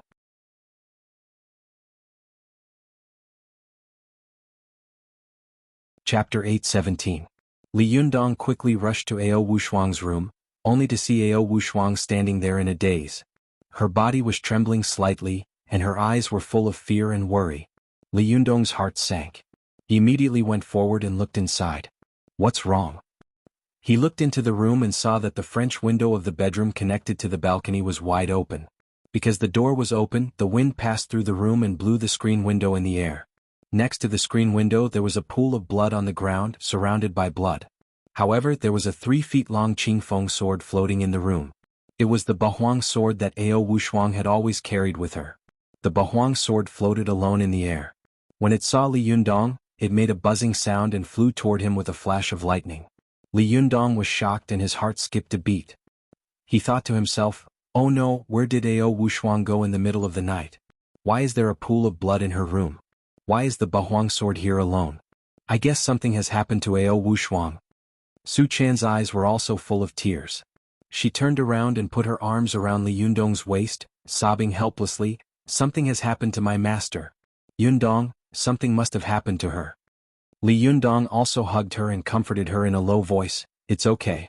Your master's spiritual energy is very strong. She'll be fine. It was not easy for Su Chan to meet her master again. She had just gotten her master's promise that she would never leave again, but her master disappeared that night, and the situation was so strange. Su Chan said with tears in her eyes, did my master meet some bad people and get taken away? Li Yundong shook his head and said, that's impossible. Your master's spiritual energy is very strong and she's good at fighting. Moreover, she lives right under our noses. It's impossible for her to be taken away without making any noise. At this time, Ziyuan, Zhou Qin, and the others also heard the noise and rushed over one after another. Hearing Li Yundong's words, Ziyuan looked around the room and said, yes, in my opinion Ao Wushuang must have met a strong enemy outside. She came back to take some of her things, returned the Bahuang sword, and then left quickly. At this time, Su Chan was very concerned. Her previous intelligence was completely gone. She said anxiously, why did she leave? Even if she encounters a strong enemy, we can still help her. Li Yundong stroked her hair lovingly and said slowly, it's probably because your master has encountered some formidable opponents and doesn't want to implicate us. Ziyuan nodded and said, I guess so. With Ao Wushuang's personality, she definitely doesn't want to trouble us with her own affairs, so she's probably hiding to recuperate now. As she said this, she turned her head to look at Li Yundong and asked, what should we do? Should we look for her? Li Yundong smiled bitterly and shook his head. Where can I find it? Senior Wushuang is too stubborn. She would rather bear it alone than implicate us. Now she's injured and needs help. She even returned the Bahuang sword. With that, he patted Su Chan on the shoulder and said, Don't worry. Since your master can return the Bahuang sword, it means that her injury is not serious. Moreover, she wants to tell us not to worry about her. Only then did Su Chan feel a little relieved. She wiped away her tears with a gloomy expression. She bit her lip and stared at the pool of blood on the ground. No one knew what she was thinking. In this world, apart from Li Yundong, her master was the person who treated her the best. Now that her master was missing, how could she not panic? Moreover, what made her most uncomfortable was that she wanted to find her master, but she didn't know where she was. This feeling of powerlessness really made her feel extremely sad. Seeing the little girl lowering her head and crying, Li Yundong sighed softly in his heart. He patted Su Chan on the shoulder and comforted her. Don't worry, your master will definitely be fine. Maybe when she recovers, she will come to us herself. Don't worry. Come smile. If you cry like a cat, it'll be ugly. Even if I don't despise you, your master will. Su Chan sobbed, wiped her tears and said, Master will not abandon me. She will never abandon me. Li Yundong held the little girl in his arms and sighed. He didn't say anything else, just gently stroking the little girl's back. At this time, the others in the room looked at each other and silently retreated. After Zhou Qin and Ziyuan left the room, Zhou Qin grabbed Ziyuan and said in a low voice, Ziyuan, I think there's something strange about this matter. Ziyuan nodded. Indeed, a series of things that have happened recently. It's really unbelievable. How did they all come together? Zhou Qin had a worried look on her face. She whispered worriedly, I always have a bad feeling. I'm afraid. She didn't finish her sentence. No one knew whether it was because she didn't dare to say it or because she couldn't imagine what would happen. Ziyuan sighed softly and said, Don't think so much. If it's a blessing, it's not a curse. If it's a curse, it can't be avoided. Now the enemy is in the dark and we are in the light. It's useless to think so much and do so much. It's going to be the spring festival soon. After the spring festival, it will be the beginning of spring. After the beginning of spring, it will be the rain. After the rain, it will be the waking of insects. In the waking of insects period, it will be the golden time to cross the thunder retribution. I believe that during this period of time, there should be no more activities. At this time, no matter which sect they are from, as long as they are Jinshin masters, they will try their best to gain more or less benefits from the heavenly thunder. Zhou Qin nodded silently, indicating that she agreed with Ziyuan's opinion. In fact, Ziyuan was right. After this night, whether it was Ao Wushuang who had a fierce battle with the mystical silver fox, or the mystical silver fox who had taken Lu Feier hostage, they had all disappeared as if they had evaporated from the world. Other sects had also fallen into an hibernation period. Whether it was the Jingyi school, the Chuanjin dragon sect, other Chinese cultivation sects, or some Japanese cultivation sects, they were all actively preparing for the upcoming thunder retribution period. The plan for a day was in the morning, the plan for a year was in the spring, and the plan for a whole year was in the waking of insects period. The annual thunder retribution period was the most important day for cultivators. Almost all the cultivators who were active in the secular world had also chosen to go into seclusion. Although some of them could not cross the thunder retribution period, the spiritual qi of heaven and earth was overflowing in the thunder retribution period, was the best time for cultivation. Even if they meditated and practiced qi, they would get twice the result with half the effort. After the successive events of the 6 major sects besieging the Fox Zen sect, the pill-snatching battle of Mount Gazao, the Taoist assembly, Li Yundong's battle with Mount Koya, and the succession ceremony of the leader of the Linggong sect, the cultivation world, which had been silent and low-key, suddenly became noisy because of Li Yundong's appearance. Even many great cultivators who had been living in seclusion had turned their eyes to the secular world again. The cultivators who had been cultivating in the secular world were so excited as if they were celebrating a festival every day, because they knew that the cultivation world had not been so lively for a long time. However, as the spring festival was approaching, Li Yundong, who could cause trouble in the cultivation world the most, did not move. The cultivators and cultivation sects who were secretly watching Li Yundong also quieted down tacitly. The cultivators who could jump up and down also shifted their attention and began to prepare for the spring festival and the thunder retribution period. The originally bustling cultivation world suddenly fell into silence. After a series of waves, this kind of silence made people feel nervous and depressed. Many keen cultivators felt that there was a terrible force behind this silence, as if an undersea volcano was brewing and accumulating energy to erupt. At this time, the mystical silver fox with Lu Fei unexpectedly appeared in the distant Dongying, Nishino, Japan. Nishino was located in Nishino, Blackwood County, in the middle of Honshu, Japan. In the 7th century AD, Blackwood County, as the center of Buddhism in East Japan, was once very prosperous. In the 12th century AD, Japan entered the Warring States period, where Genjin and Heihei fought for hegemony. Because the famous archer Miura Yoshiaki had once shot a vital arrow to kill the mystical silver fox, archery had once flourished here. In the future, famous archers like Nishino emerged. Blackwood County was the largest county in the Kanto region of Japan, and there were many tourist attractions. However, when it came to Nishino, every Japanese and tourists who went to Japan would mention Nishino, and when it came to Nishino, no one would not mention the Killing Stone. The mystical silver fox wandered in the Killing Stone scenic area with Lu Fei. She looked around and saw that there were green mountains all around. Although they were not high, they were covered with green vegetation. Although it was winter, they were still lush and green, like a fresh oil painting. In this green picture scroll, the Killing Stone scenic area was extremely conspicuous. In the 12th century AD, the 80,000 troops sent by the mystical silver fox and the Emperor of Bird Feather, as well as the masters of the Japanese cultivation world, fought here. After a bloody battle, the mystical silver fox was weak and finally defeated and sealed. However, although the mystical silver fox was barely sealed, her spiritual energy could constantly penetrate through the seal. Her deep anger and hatred and powerful spiritual energy dyed the sealed stone into a terrible black color. With the erosion of time, the power of the mystical silver fox continued to leak out, eroding the green land nearby, which was originally green and grassy, to the point that not a single blade of grass grew. There was a piece of black stone around. As long as any life passed by this black stone, it would be mercilessly absorbed. This matter caused a shock in Japan for a while, and the cultivation world was in a panic. They all knew that once the mystical silver fox recovered her strength and was released, her anger would engulf the whole Japan. The Japanese cultivation world, which had been greatly damaged in the Battle of Susano, was unable to resist the revenge of the mystical silver fox.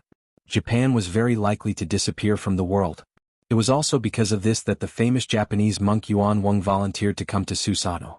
He sat cross-legged under the Killing Stone every day and recited scriptures to suppress the power of the mystical silver fox. Although the mystical silver fox had been sealed and only a small part of its power had seeped out, the endless power was still irresistible to Yuan Wang. Later, the famous Japanese Inyang master Abe personally took action and worked with Yuan Wang to put on a show. Finally, the mystical silver fox was completely sealed.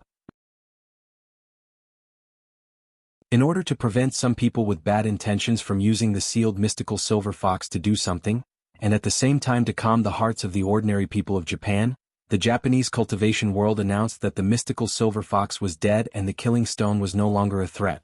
At first, the Japanese people didn't believe it at all. It was so easy to fight against 80,000 soldiers and the strong people of the entire Japanese cultivation world. What a joke. But slowly, there were always some bold people who passed by the Killing Stone and found that the Killing Stone in Suyi no longer absorbed life. At this time, the Japanese believed that the mystical silver fox had really died. With the passage of time, the history of the past had become a myth and legend today. The battlefield of the past had also become a famous tourist attraction. Now, after nearly 900 years, when the mystical silver fox came to Suyi, which had left a deep impression on her, she was really filled with emotion when she looked at everything in front of her.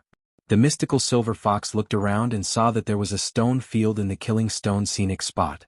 The center of the stone field was full of black stones, which had been polluted by the mystical silver fox's genchi when she had been sealed. On the edge of the stone field, the green grass and the trees, there was a small path made of stones. The path was extremely narrow, and there was a low stone fence beside it. In the distance, there was a simple Japanese-style temple. It was the temple of the eminent monk Yuan Wang. The mystical silver fox looked at the tourists wandering on the path, taking photos everywhere, and then at the lush green vegetation in the distance. She couldn't help but shake her head and sigh.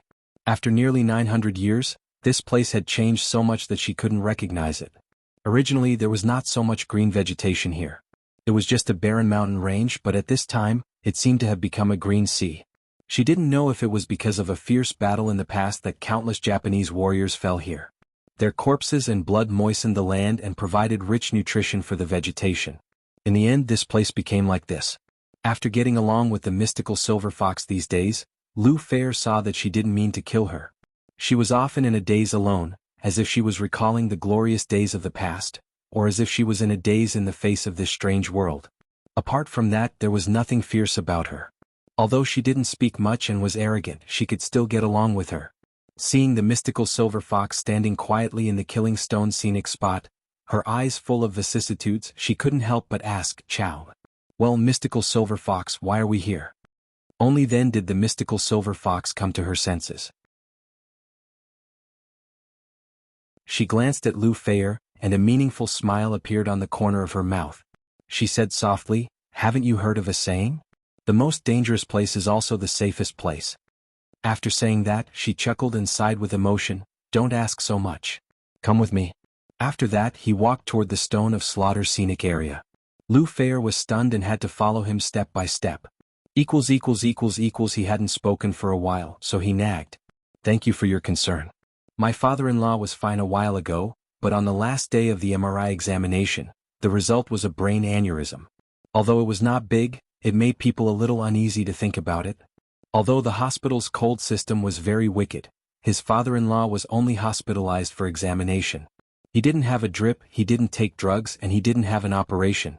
The hospital was not profitable, so they always wanted to rush his father-in-law out of the hospital. However, the doctor still had some medical ethics. He didn't say such a wicked thing as letting his father-in-law have an operation. It was a blessing in misfortune. In the past few days, Tang Tang had been so busy that he didn't know what year it was. Looking back, Xiao Xiao had said that it had almost 300 words. It was estimated that it was a little close to the end. It was estimated that it would end in another 20,000 or 300,000 words. Someone asked me what I would write in the next book and what style it would be. Now I can tell you that the style is basically the same as this book, and it is inherited from this story. However, the story of Li Yundong has ended, and the story of another protagonist has begun. The stories of Zhou Qin, Ding Nan, Lin Miao, Zhang, Yen Feng, Meiduo, and others will be replaced in the next book. More cultivation sects will be unveiled one by one and show their talents. The cultivation world will become more magnificent, and more interesting campus cultivation stories will be meaningful. Many foreshadowing in this book will also be replaced in the next book. Yes, I wrote many foreshadowing in this book that you think is meaningless. I am preparing for the next book. The relationship between the two novels is a bit similar to the relationship between The Legend of the Condor Heroes and The Return of the Condor Heroes. Of course, the content is completely different. Maybe some readers will want to continue reading, maybe some people don't want to continue reading. Tang Tang, I can only say that the next book will be very good, even better than this one. This is my promise. Just like when Pirate King in a Different World finished, I promised my book friends. My next book will be very good. After being busy for the past 2 days, including the ones I owe before, I owe a total of 2 chapters. Although my father-in-law is fine for the time being, and Tang Tang has also returned to Suzhou, I have a lot of things on my hands now. Now, Tang Tang, I write during the day, write the script in the afternoon, and after training at night I have to give lessons. I'm very busy every day. After this month, I will probably have to go to Beijing again next month. I really don't know when I will be able to make up for the 2 chapters 1-0.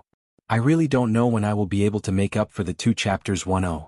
If I can't make up for it, please show some mercy when you scold me.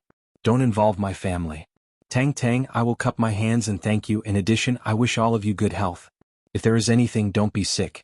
If there is nothing, don't be poor.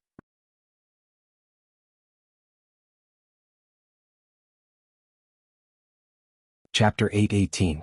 In the murderous stone scenic area of Suyi, Lu Fair looked around curiously. Although she already knew the identity of the mystical silver fox, she didn't know what the relationship between the mystical silver fox and this place was.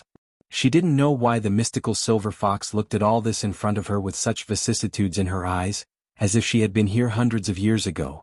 There was a faint smell of sulfur in the air around the murderous stone scenic area, which smelled a little different. There were many tourists here, many of whom were Chinese. Lu Fair heard from the Chinese tour guide that the smell of sulfur was the poisonous gas left by the algae 900 years ago. Originally, the poisonous gas here was so strong that people would die if they got close to it, but after 900 years of evacuation, there was only a little smell of sulfur left. But the stream near the Killing Life Stone was polluted by the algae, so it was still undrinkable. But strangely, although the stream was undrinkable, it still had the miraculous effect of beautifying one's face. Therefore, many female tourists gathered in front of the stream.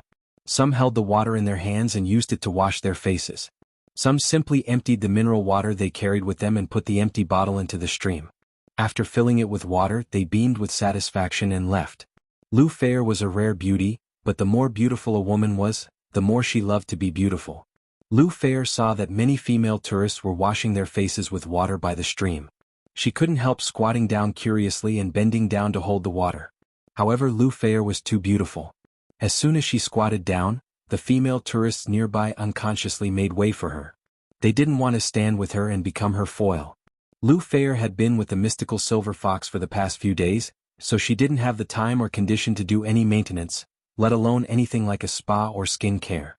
At this time she held the water and applied it to her face. She immediately felt that her skin seemed to be greedily absorbing the water, and her face suddenly had a cool and moisturizing feeling. After washing her face, she took out her mobile phone and took a picture of herself. Sure enough, her face seemed to have become more lustrous, as if it did have the effect of beauty and nourishing her face. Lu Fair couldn't help but wonder, it's really amazing. Why can't this water be drunk? But it has the effect of beautifying and nourishing the skin. The mystical silver fox couldn't help but sneer and say, nonsense, this land was soaked by my jinchi and magic power, and the stream in the mountain was naturally full of my residual magic power and jinchi. If people drank it at that time, their blood and chi would boil and their meridians would burst and they would die. Although it has been nearly 900 years, and the magic power and true essence that I left behind in the past have almost dissipated, this kind of water is still not something that ordinary people can drink. If it is drunk into the body, it will cause the internal organs to churn, and the blood and chi will be disturbed. However, if it is only applied externally, it will sting the skin, and it has the effect of promoting blood circulation and nourishing the skin. This principle is the same as the soap you are using now. You can use it but you can't eat it. Lu Fair suddenly understood and said, oh, but soon her eyes widened. She stared at the mystical silver fox and stammered, what? You just said that this piece of land left behind your true what you on? Could it be that you are Yuyuzeo? The mystical silver fox glanced at her and said with some disdain, that's the name given to me by the Japanese. Lu Fair was born in a famous family and had an excellent upbringing. Although she was not well-read, she was not modest when she said that she was well-educated and reasonable. She was very different from many idiots in the entertainment circle who could not even sing the national anthem completely. She didn't know the origin of the mystical silver fox, but Lu Fair, who sometimes went to Japan to film, knew the name of Yuyuzeo. She looked at the mystical silver fox with a face full of shock and fear. At the same time, there was a trace of excitement in her heart. Sister Chow's previous life turned out to be Yuyuzeo? But she said that she was the mystical silver fox. Why haven't I heard of the name mystical silver fox? Lu Fair couldn't help but ask the mystical silver fox the question in her heart. Then the mystical silver fox sneered and said meaningfully, do you think that the rulers of all dynasties will like a person like me? Lu Fair blinked her eyes and didn't seem to understand. She didn't know that the mystical silver fox had once caused a great disturbance in the Chinese cultivation world, and even contributed to the destruction of the late Tang dynasty. Since she was driven out by the Chinese cultivation world began to block the mystical silver fox and kill the fox Zen men, which caused the fox Zen men to decline rapidly. The big and small foxes all fled into the deep mountains and forests, not daring to come out easily. Naturally, it was impossible for the rulers of China to pursue a nine-tailed celestial fox that the heavens did not care about. Moreover, no matter whether they believed in Buddhism or Taoism, these two sects hated the mystical silver fox to the extreme and gnashed their teeth.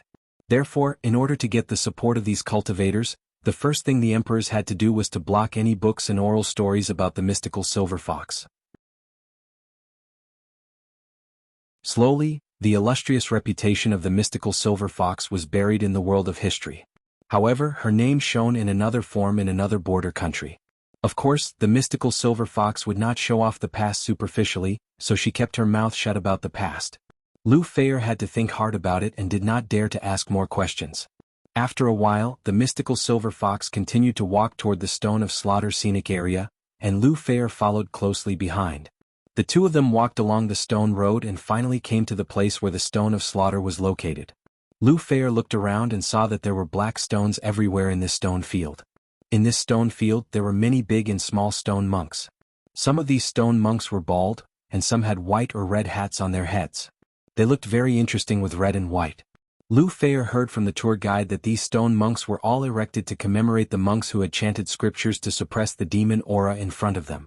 The largest of them was the stone statue of monk Yuan Wang. The stone statue of Yuan Wang was sitting cross-legged on the largest black stone of slaughter. There was a stone lotus seat under his feet. He was wearing a hat made of red thread and his hands were pinching his fingers. There were 4 stone monks standing beside him. Beside the stone monk there was a large cube stone. Many tourists here also built stone towers on these black stone of slaughter to commemorate monk Yuan Wang. They intended to continue to suppress and seal the mystical silver fox. Lu Fei listened to the tour guide's explanation while watching the tourists build up the stone tower. At the same time, she quietly observed the expression of the mystical silver fox out of the corner of her eye. She saw that the mystical silver fox's face was cold, her eyes were full of ridicule, and there was a disdainful sneer on the corner of her mouth. Lu Fei was very worried that with the arrogance of the mystical silver fox, she would kill these civilians. Fortunately, the mystical silver fox just watched coldly from the side and did not do anything excessive. But soon a few bald monks in monk robes passed by this small road. When they headed for the temple on the mountainside, the mystical silver fox's eyes were immediately filled with killing intent. Her whole body became murderous, and the original black eyes in her eyes turned blood red in an instant. Lu Fei was so scared that she shivered. She couldn't help but reach out to grab the mystical silver fox. As soon as the mystical silver fox was pulled by her, it immediately turned its head and stared at Lu Fei with terrifying eyes, without saying a word. Lu Fei was so scared that her scalp exploded. Her blood almost froze. She stammered, What do you want to do? You don't be impulsive. The mystical silver fox's blood-red eyes stared at Lu Fei for a long time. Slowly, the killing intent in her eyes subsided little by little, and her eyes turned from blood-red to pitch black. The mystical silver fox said in an extremely cold voice, If there is another time, I will kill you first. Are you kidding me? In those days I killed whoever I wanted to kill. I was so proud of my kindness and enmity. Today you, a little mortal, dare to come and tell me what to do? Lu Fei was so shocked that her pretty face turned pale. She nodded quickly and didn't dare to say another word. The mystical silver fox glanced at the monk who had left, and the pupils in her eyes instantly shrank into needles. Her sharp eyes shot out like a sharp sword, which was noticed by the 2 monks at once. They turned around in surprise and looked in the direction of her eyes. But when they turned around, the mystical silver fox had already retracted her gaze, turned around and left slowly. How could the 2 monks have expected that the mystical silver fox, who had been sealed 900 years ago, was right beside them? She had almost killed them. If they had known this, they would have been scared to death on the spot. After looking at it for a while, the 2 monks found nothing unusual, so they turned around and left. The mystical silver fox walked along the road to the hotel near the scenic spot. When they arrived at the hotel, Lu Fei couldn't help but ask boldly, Are we staying here today? The mystical silver fox didn't look back and said, Is there anything strange? Lu Fei said in a low voice, Chow. No, you don't seem to have a carry-on bag, passport and money. The mystical silver fox said casually, Don't you have it? Hearing this, Lu Fei was stunned. She said in a low voice, My bag was also lost when the car was smashed. If you hadn't taken me here, I wouldn't have been able to enter the country. The mystical silver fox thought for a moment and said in a cold voice, Then kill all the people in this hotel. After that, she stepped in. Lu Fei was stunned. She watched the mystical silver fox walk into the hotel. She wanted to stop it, but she remembered the warning of the mystical silver fox before. She didn't dare to persuade it again, for fear that the big devil would be angry and kill her as well. Lu Fei was stunned for a while. Suddenly she couldn't help but shout in panic. She chased after the mystical silver fox and walked in. At this time, no one in the Japanese cultivation world noticed that the mystical silver fox had returned to the old place and returned to their land. She was hiding in the dark and watching them covetously, ready to launch a terrible attack on the Japanese cultivation world at any time.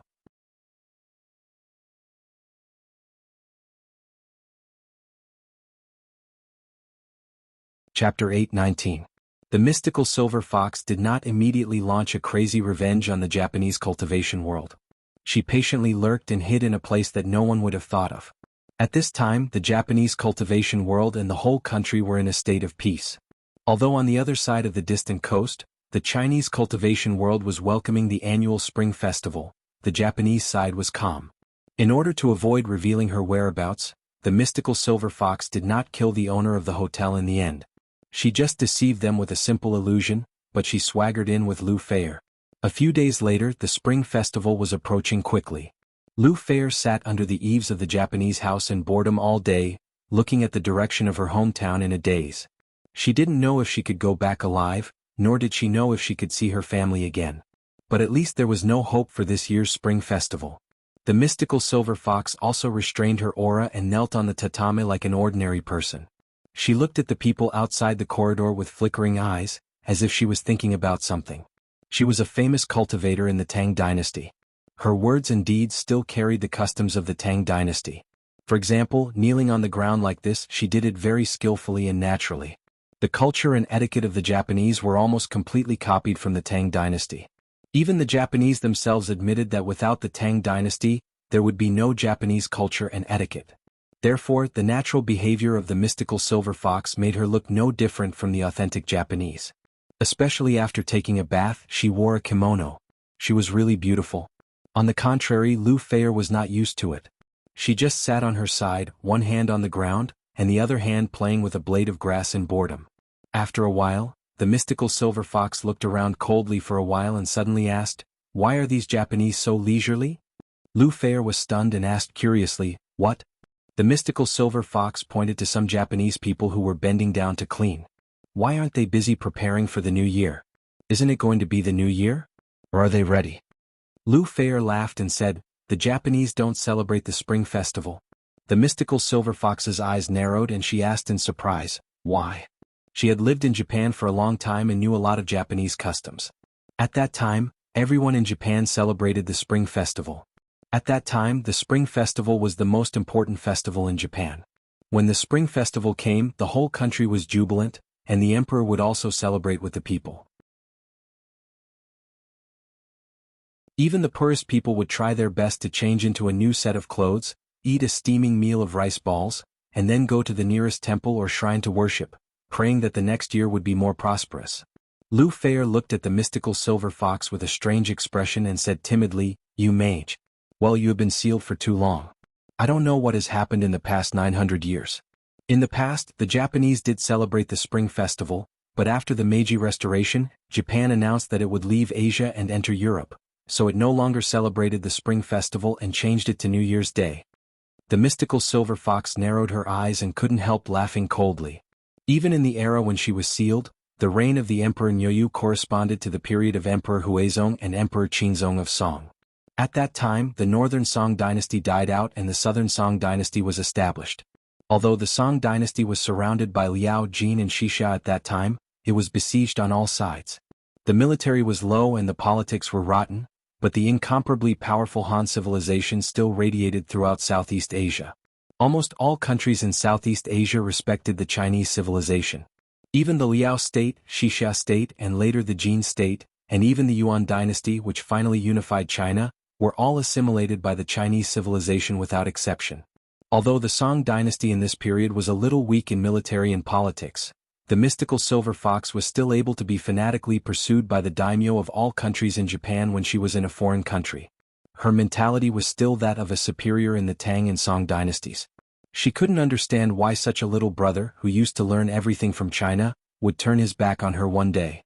Where is the confidence of these guys? The mystical silver fox sneered and said, "What a group of bastards who forget their ancestors. Well, this is even better.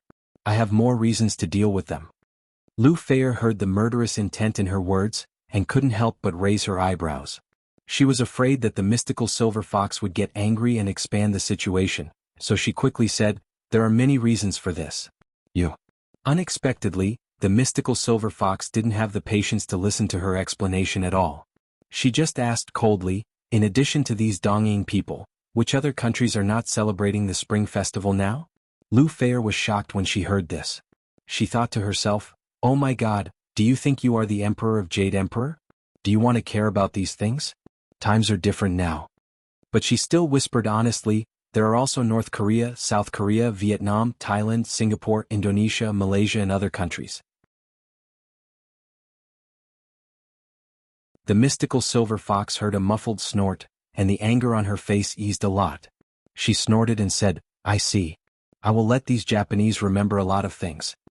Hearing this, Lu Feier complained to herself, what can I do? If she were to cause some big trouble, would I be considered an accomplice? I'm in trouble.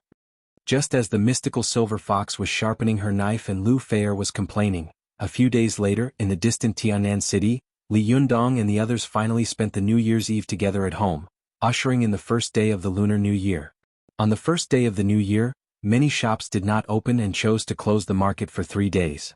The originally bustling pedestrian street also seemed quite deserted. Only de Sanxian was still open. Many girls who did not go home and chose to work were still busy in the shop. Therefore, early in the morning, Li Yundong took Su Chan and the others to the shop early and gave everyone a big red envelope.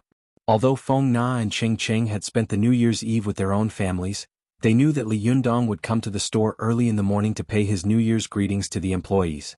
So they got up early in the morning, dressed up nicely and rushed to the store. When they arrived at the shop, Li Yundong was already standing at the entrance of the shop.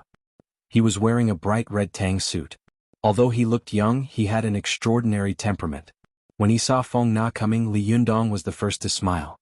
He cupped his hands and said, Happy New Year. Today, Feng Na was wearing a wool ball cap, a coffee-made sweater, and a short skirt. She looked both youthful and fashionable. When she saw Li Yundong greeting her, she smiled and cupped her hands in greeting. Congratulations on getting rich. Here comes the red packet. Li Yundong nodded. Give me the red packet. Although Li Yundong had been hiding something in his heart for the past few days, he still looked very happy in front of such a festive occasion.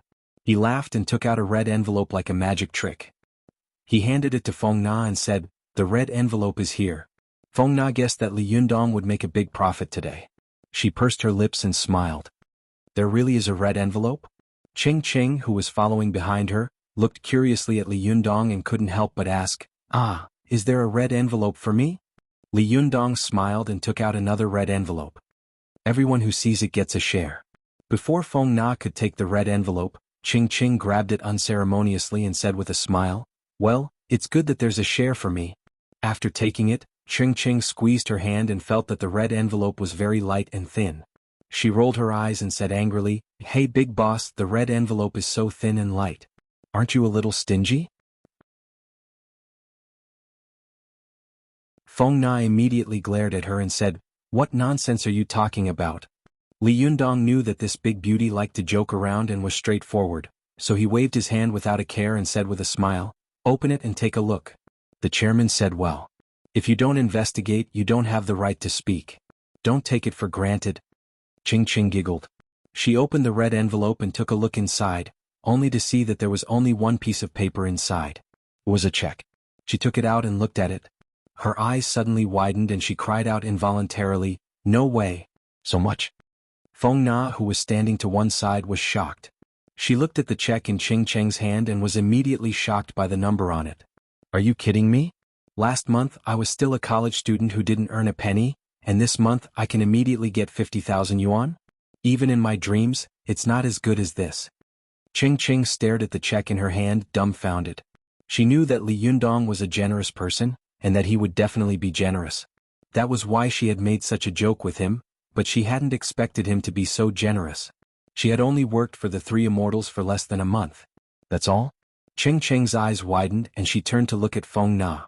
How much is yours? Feng Na glanced at Li Yundong, a little embarrassed, as if she was embarrassed to open the red envelope in front of him. But Li Yundong just smiled at her, nodded and said, Open it. It's not much. It's just a token of appreciation. It's just a token. Feng Na took a deep breath, opened the red envelope and saw that there was also a check inside. She glanced at it briefly and saw that it was also a long string of zeros. She was so scared that she immediately closed the red envelope, handed it back and shook her head. It's too much. I can't afford it. Li Yundong didn't take it. He just smiled and said, This is what you deserve. Don't stand on ceremony. Ching Ching, who was standing to one side, smiled and pressed Feng Na's hand. Okay, don't pretend to be polite. As she said this, she pretended to reach out her hand, patted Li Yundong on the shoulder and said with a smile, "Well, I was wrong about you just now. I forgive you. You have to keep up the good work, little guy." Although Li Yundong was the boss, he was easygoing. He was used to joking with Feng Na and Ching Ching in the past. He pretended to be a yes man and said, "I will work hard, I will definitely not let down the ardent expectations of the beautiful woman." His appearance made the people around him unable to help but laugh, and Ching Ching was even more giggling. Feng Na looked at them and sighed inwardly. Li Yundong looked at the crowd with a smile and said, "Don't be so happy, everyone. I have something very important to announce." When everyone heard this, they all looked at Li Yundong, wanting to hear what this young and generous little boss had to announce. Halfway through the second chapter. I really can't write anymore. I'll get up tomorrow morning and make up for it. Everyone don't wait.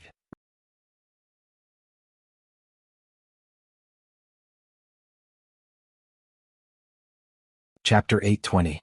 Li Yundong looked around and saw that there were only 2 or 3 girls who had come to work in the Sanxian store. He smiled and said, "Don't worry. Let's wait until everyone is here. Let's talk about it later." Seeing that he was keeping them in suspense, everyone laughed. It didn't take long for the temporary staff in the store to arrive one after another. Li Yundong gave each of them a big red envelope. For a moment, all the girls cheered, and the entrance of the store was filled with laughter. It was very lively. After a while, everyone had arrived. On the first day of the new year, there were no customers in the store. The hall was full of his own people, and all of them were beautiful girls. Even the girls who had come to work in the Desangxian store were all beautiful. It was like a painting pleasing to the eye. Li Yundong clapped his hands to attract everyone's attention. He smiled and said, "Today everyone is here. On the first day of the new year, I have good news for everyone." At this time, a bold girl said, "Li Yun, boss, are you going to give us 2 red envelopes?" The girls all laughed and said, "Shameless. Isn't 1 red envelope enough? Where else can we find a good boss like Boss Li? He's only been working for a few days and he's already giving out so many red envelopes. I'm so happy. It's a pity that we can't come to work and make money when school starts. Yeah, it would be great if we could work here all the time." The girls chattered with a face full of happiness and regret at the same time. Li Yundong looked at them with a smile, and suddenly felt very happy and satisfied. This feeling of being able to help others was stronger than making a lot of money himself. He smiled and said, "Today I want to tell you that Desangxian has hired Feng Na as the manager and Ching Ching as the deputy manager. In addition, your temporary workers will be turned into regular workers." When the girls heard this, their eyes suddenly widened, and they could hardly believe their ears. Although the girls had initially come to the store because of Li Yundong's fame, they thought to themselves, "Since we have nothing to do here anyway, why not work for the most legendary boy in Tianan City? I believe that he will treat us well." But the girls didn't expect that Li Yundong would actually treat them so well. In this day and age, it was not difficult to find a job. What was difficult was to find a satisfactory job. Like the one in front of him, he had a monthly salary of more than 5,000 yuan, and he even had such a big red packet for Chinese New Year. Moreover, the place of work was comfortable and elegant. Although he was a waitress, there was not a single troublesome customer. It was very comfortable. They also knew that some of the pretty girls they knew had already gone to sea early, joining the construction army for the prosperity of the motherland. Some of them had already changed into branded clothes and jewelry. Hanging on their necks were all glittering jewels, dazzling people's eyes and lusting their hearts. These girls also adhere to their own bottom line and principles, but even they don't know what will happen in the future, what will happen after graduation. Should he join the growing army of mistresses, or should he contribute to the service industry of the motherland? Or should he honestly find a man to marry, and then his wife and children would warm the Kong, cooking oil, salt, soy sauce, vinegar, firewood, rice, tea and so on. In the end, he would become a yellow-faced woman who would fight to the death with a mistress. In the end, it was all about money. If there was a decent and well-paid job, who would be willing to do those shameful things? In this world, how many women are born to be cheap? If there was enough income, who wouldn't be willing to hire a nanny?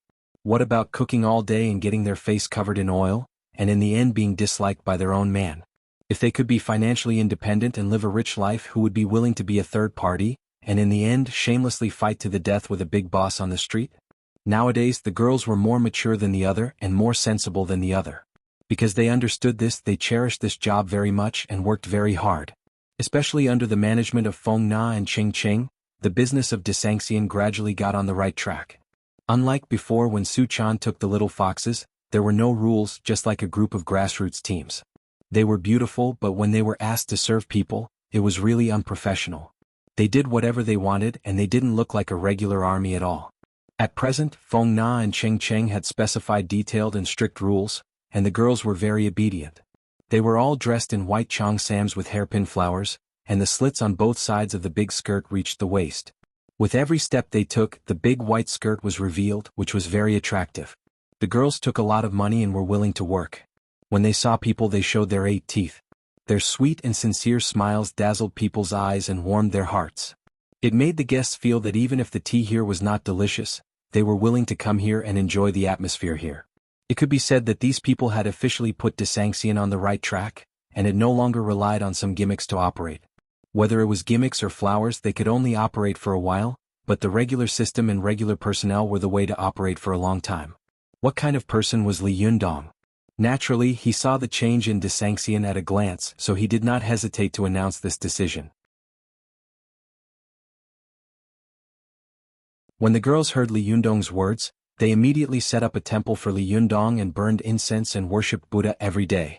One by one, they cheered, and their delicate voices shook the sky, attracting the attention of the few pedestrians on the pedestrian street. Although Ziyuan and Zhou Qin felt that Li Yundong's decision was a little abrupt and a little anxious, they were very understanding and did not oppose it. Moreover, when they saw the girls smiling from the bottom of their hearts, they also felt warm in their hearts. It could be said that they had released a lot of their suppressed feelings these days. Zhou Qin walked to Li Yundong's side and asked the girls, "What about your studies?" Some of the more courageous girls said carelessly, "With such a good job, as long as we can do it for a long time, why do we still need to go to school? What kind of crap are we learning in school? How many of us will be able to use it after we leave school?" Immediately, a girl echoed, "Yes, yes, Boss Lee, we should learn from you. Didn't you also drop out of school halfway and start a business from scratch? We will follow you." The girls giggled, but some of the more mature ones just smiled and did not say anything. Presumably, they still thought that studies were more important. In their opinion, this job was indeed good, but what if the tea house collapsed in the future? Or what if Li Yundong did not care about them? Then what would they do? The weather was unpredictable and people could have misfortunes and blessings. It was better to have some proof. Li Yundong glanced around and saw the attitude of the girls. He couldn't help laughing, waved his hand and said, "Don't learn from me. I'm not a good example. If you want to finish your studies, I won't stop you. In the future, when you finish your studies, if you want to come here, I will wait for you. Personally, I don't encourage you to take a break from school to work here. I think if you have some easy courses, you can choose to work here when you are free. You can go back when you are free. Then you can take turns to work here. Isn't this the best of both worlds?" Hearing this, the girls were all overjoyed. They could not wait to hug Li Yundong and give him 2 bites. Of course, they could only think about this in their hearts. Which girl didn't want to be Li Yundong's real girlfriend? But the girl named Su Chan was so beautiful and charming that it made people feel inferior. Even a blind man could see how much Li Yundong doted on her. And these days they had heard from Feng Na and Ching Ching that Li Yundong was faithful to his love, which made them sigh. In today's world, where could there be such a good man? Since Li Yundong was a gentleman, they couldn't let him look at them. Therefore the girls were very reserved. After Li Yundong announced the good news, the little foxes immediately rushed over and looked at Li Yundong pitifully. Ling Yu in particular took Li Yundong's hand and said with a wronged expression, "Boss, you don't want us anymore, do you?" Li Yundong asked curiously, "Where did this come from?" Ling Yu said pitifully, "You've turned all of them into regular customers. What should we do?" Li Yundong laughed and said, "Nonsense. You've been showing off all day long. Don't you feel ashamed? I feel ashamed for you. Don't make trouble. I won't give you any less money in the future. Just stay at home." When the little foxes heard this, their eyes lit up. "I won't give you any less pocket money?" The only thing the little foxes cared about was whether their pocket money would be less or not. As for whether they would work or not, that was secondary. If they could stay at home all day long, cultivating, watching soap operas and spending money at the same time, why couldn't they live such a life? Li Yundong didn't know whether to laugh or cry as he looked at these greedy foxes. He poked their heads one by one with his fingers and said, "Well, go do what you need to do. The little foxes dispersed in an uproar. Some picked up the paper flowers they had prepared and scattered them high. Some held up poles and shook the firecrackers on them.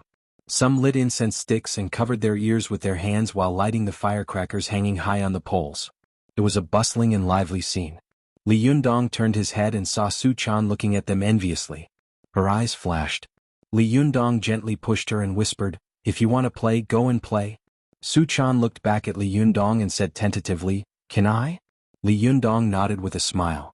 Only then did Su Chan break into a smile and sneak into the crowd. Although Su Chan had been a little depressed these days because of Ao Wushuang, it was the Spring Festival, and there was a festive and peaceful atmosphere everywhere. She couldn't help but be happy with the little foxes. She took the little foxes to hold a string of firecrackers and hang them high at the entrance of the shop. She took a lit incense candle handed by the little fox and lit the fuse of the firecrackers with the flame in front of her. As soon as she lit it, the fuse began to burn, and a thunderous sound of firecrackers suddenly rang out. Although she was used to the scene of fighting, the amazing sound of the firecrackers still made the little girl a little unable to stand it. She covered her ears and hid aside, grinning. The little foxes also covered their ears and laughed at the crackling firecrackers. Some of them were talking loudly, but the loud sound of the firecrackers made it difficult for them to hear each other clearly even when they were talking face to face. But after a while, the girls of Tiannan University and the little foxes in the shop all shouted, "It's the Spring Festival! Happy New Year!" The girls' voices were neat and crisp, but even the deafening sound of firecrackers could not cover them up. They floated up to the sky and did not dissipate for a long time. There was a mistake in yesterday's update. I typed one more word. It should be that South Korea and other countries are still celebrating the Spring Festival, and I typed one more word in the question of the mystical silver fox with mystical luck. The meaning is completely different. It's really a mistake. I'm ashamed. Thank you for pointing it out.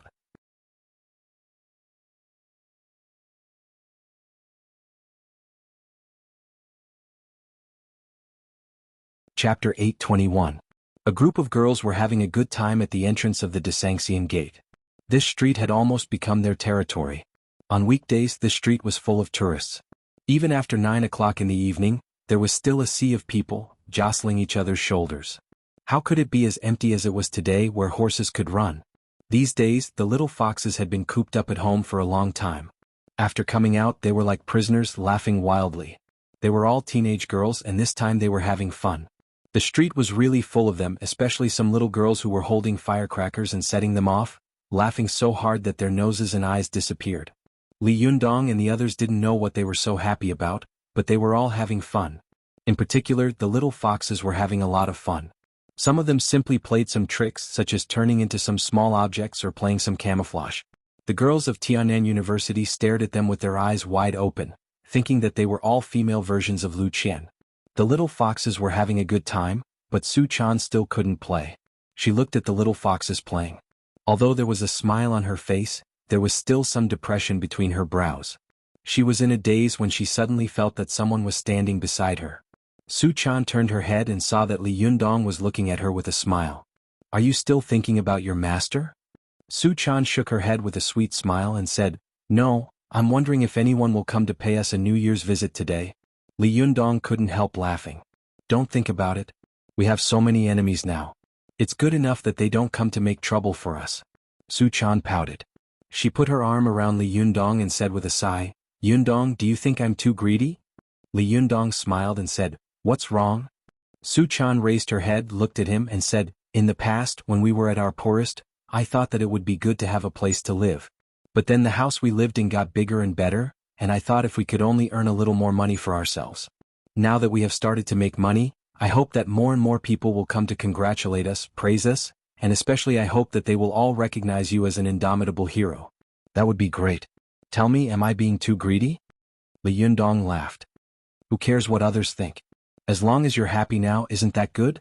Su Chan looked at him in a daze and shook her head. "No, my biggest hope is to see you become a great hero. This is also the vow I made at the beginning.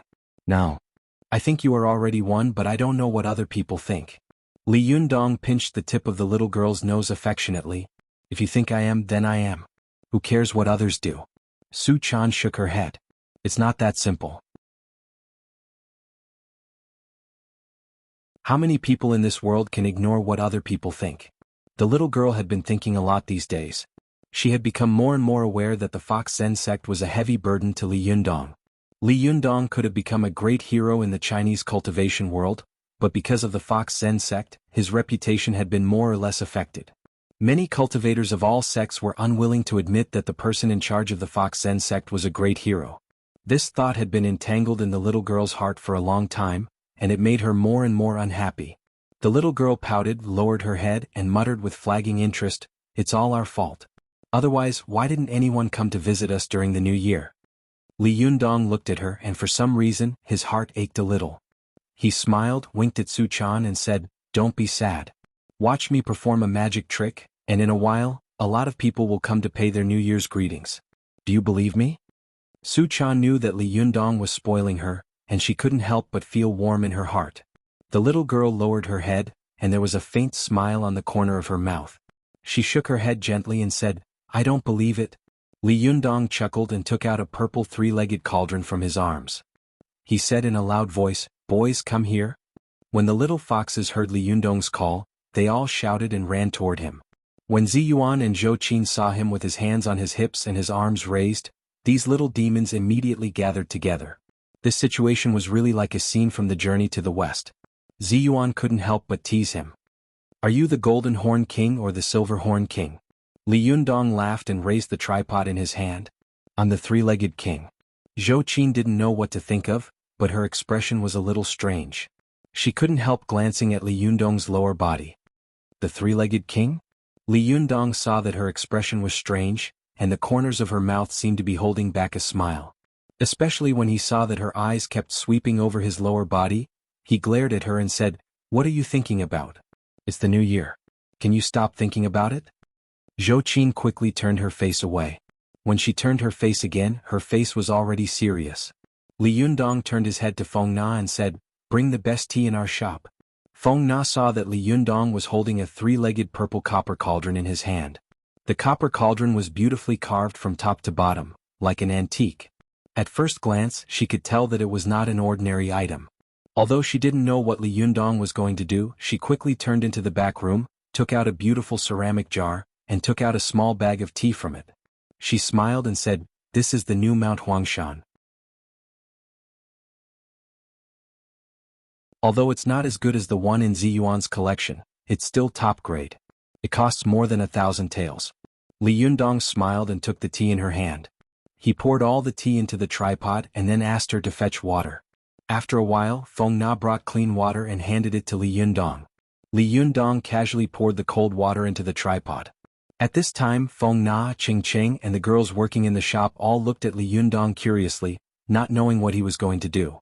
Some of the girls had specially learned a lot of tea-making skills in the past few days, so they more or less knew some methods and processes of tea-making. When they saw Li Yundong's behavior, they felt that it was really a bit of a waste of the top-grade Mount Huangshan. But since Li Yundong was the boss and he had made a big profit before, naturally no one had any doubts. Only Ziyuan, Zhou Qin and other cultivators vaguely understood what Li Yundong was going to do. At this time, Li Yundong smiled and blinked at Su Chan, saying, "Watch carefully. I'm sure someone will come to pay us a New Year's greeting later." Su Chan also somewhat guessed what Li Yundong was going to do. She looked at Li Yundong curiously and pursed her lips into a smile. "Really?" Li Yundong chuckled and stood up in the hall on the first floor. He held the three-legged copper tripod with both hands, and the jinqi in his body surged secretly. The jinqi in his palm gradually rose, and after a while, the tripod began to emit bursts of white smoke. As soon as the white smoke came out, a fragrant smell immediately came into the tea house. Everyone was shocked. The girls and the little foxes couldn't help but exclaim, "Oh, why is it so fragrant? This is the fragrance of Mount Huangshan." But soon one of them shook her head and said, "No, it's even more fragrant than Mount Huangshan. I've never smelled anything so fragrant." The fragrance of Mount Huang was light and elegant, with an ethereal air. It was said to be an immortal tea. The King Cauldron was the personal magic weapon of Sun Simiao, the Tang dynasty's medical sage. For more than 1,000 years, it was unknown how many miraculous elixirs had been cooked in the cauldron. Although these miraculous elixirs had long been out of the furnace, most of the residual fragrance remained in the cauldron. Besides, after 1,000 years of edification and countless elixirs, Even a stubborn stone could be smoked into an immortal stone, let alone a psychic magic weapon. The Jinqi in Li Yundong's body was the rare yuanyang qi of a boy in the world. In terms of purity, it was unparalleled in the world. He mobilized his Jinqi to roast the tripod, and the fragrance of the tripod as well as the fragrance of the tea of Mount Huangshan were immediately released. When these scents blended together, it was really a strange fragrance which was shocking. Everyone saw that the tea in the tripod in Li Yundong's hand was not boiling, but there was a steady stream of white smoke coming out. This white smoke rose and slowly condensed into a white mist, and then spread out in all directions and out of the tea house. Today was the first day of the new year, and few people went shopping at this time and many shops were closed. But not all shops were closed and there were people on the pedestrian street.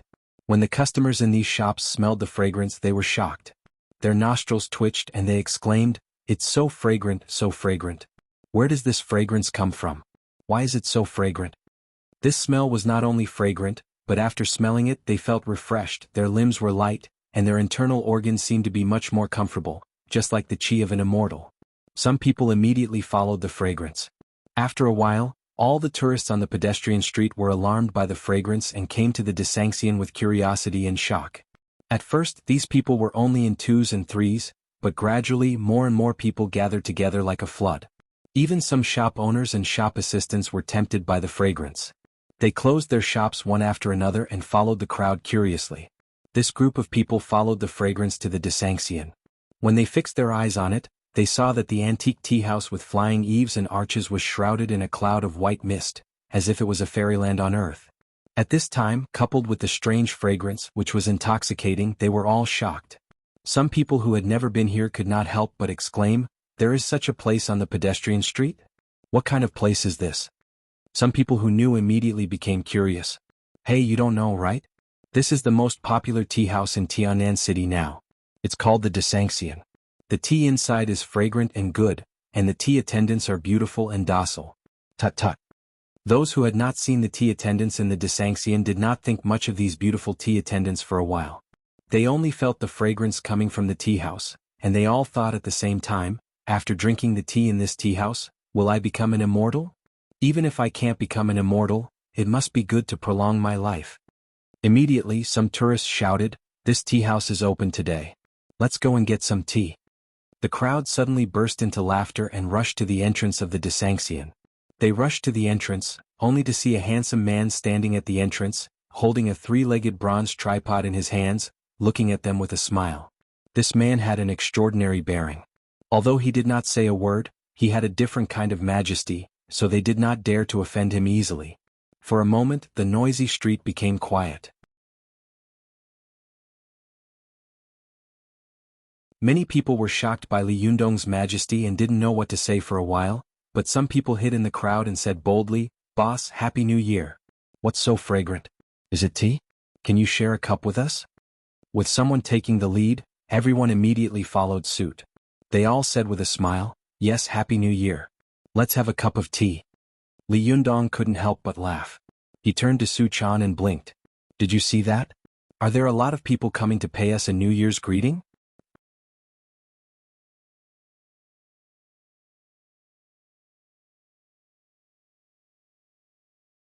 Chapter 822. Hearing Li Yundong's words, many people understood that Li Yundong had made such a big noise just to make Su Chan happy. Except for Li Yundong, the rest of the Desanxian were all women. They all looked at Su Chan enviously, wishing that there was such a man who could coax and pamper them like this. Ziyuan and Zhou Qin looked at each other and shook their heads in their hearts. Zhou Qin felt a little sour in her heart, so she changed the topic and whispered, "This is a good opportunity for publicity." However, Ziyuan fixed her eyes on Li Yundong and said, "If he becomes the emperor, he must be a guy like King Yu of Zhou. In order to make a girl happy, he can also do things like burning a beacon to tease the feudal vassals." Zhou Qin looked at Li Yundong and sighed faintly. "Yes, but who is Bao Si?" Ziyuan immediately glanced at Zhou Qin and felt a little strange in her heart. Meishi in the Xia dynasty, Daji in the Shang dynasty, Bao Si in the Zhou dynasty, and Liji in the spring and autumn period were the four great foxes recognized by China since ancient times. They were also known as the Four Enchantresses. Zhou Qin's words were very appropriate for the occasion and had a deep meaning. Zhou Qin saw Ziyuan looking at her meaningfully, and she also came to her senses.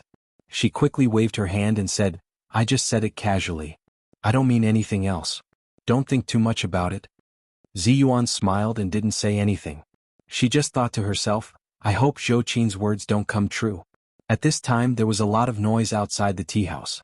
These people were all attracted by the strange fragrance and wanted to ask for a cup of tea. Li Yundong turned his head and said to Su Chan with a smile, Do you want to give it to me? When Su Chan saw that Li Yundong had made such a big noise for her, she felt really sweet in her heart. She was moved and guilty at the same time. She said with some fear, Yundong, this is not good, is it? Li Yundong smiled and said, What's wrong with it? Nothing is more important than your happiness. Su Chan's eyes were immediately filled with tears. She stared at Li Yundong and didn't know what to say. Li Yundong looked at Su Chan gently and said with a smile, Don't be silly. Say something. We're all waiting for you. Only then did Su Chan wipe her tears and break into a smile. Of course. It's the new year today. Li Yundong chuckled and turned to Feng Na. Set up a long table and bring a row of teacups. Feng Na glanced at Su Chan enviously, then turned around and left. At this time the girls in the shop did not wait for her instructions. One by one they put the tea table together and placed small teacups on it. Li Yundong held the Medicine King tripod with one hand, tilted it slightly, and poured the tea in the tripod into the teacup. Everyone could see that the copper tripod in his hand weighed at least 20 to 30 kilograms, but Li Yundong lifted it with one hand as if it were light. Although he was pouring tea at an angle and there was no spout on the tripod stove, he did not spill a drop of water on the table, showing his extremely brilliant kung fu. The people outside the building were all amateurs of cultivation. Although they couldn't understand Li Yundong's kung fu, as the saying goes, amateurs were just watching the fun. Li Yundong poured the tea in a row, and his movements were as smooth as flowing water. There was no delay at all and he was extremely elegant.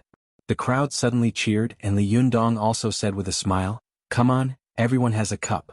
Everyone who sees it has a share. The girls of Desanxian, who had just turned into the official members, immediately carried tea trays and brought tea to the crowd. All of them were smiling and talking. The delicate fragrance of the girls seemed to blend with the fragrance of the tea, making people more and more intoxicated. After everyone took the teacups, they saw that they were the smallest teacups, which could only hold one tail of tea at most. It was okay to take a sip, but if they were thirsty and drank it all at once, it would not be enough to quench their thirst. However, there was a faint green color in the clear tea, which made people think that it was immortal tea. Some people couldn't bear it and didn't care about their faces. They raised their heads and drank the tea as if they were drinking white wine. Although the amount was small, the tea was made with Huangshan Maofeng as a guide, and Li Yundong used his boy Yuanyang Qi to drive the Medicine King tripod to refine it. Among the three, although the high-grade Huangshan Maofeng could be bought, Li Yundong's boy Yuanyang Qi and the peerless immortal Qi of the Medicine King tripod could not be bought with money. When the three of them were combined into one, the tea that was brewed was truly wondrous. It was equivalent to everyone taking a miraculous elixir. As soon as some people drank it, they immediately felt that the tea was comfortable and refreshing in their throats. A strange force spread around their bodies, making their limbs light, their minds clear and their bodies light as if they were going to float like immortals. Some people had a big reaction and couldn't help but burst into tears. They immediately choked and said, This is really immortal tea. I've never drunk such delicious tea. Those who hadn't drunk the tea looked at these people with tears streaming down their faces in surprise, as if they were looking at crazy people. They said, F***ck, is it so exaggerated? They immediately squeezed to the front, stretched out their arms and shouted, I want to drink it too, I want to drink it too. For a moment the entrance of the Desanxian was crowded, and the deserted street suddenly became crowded.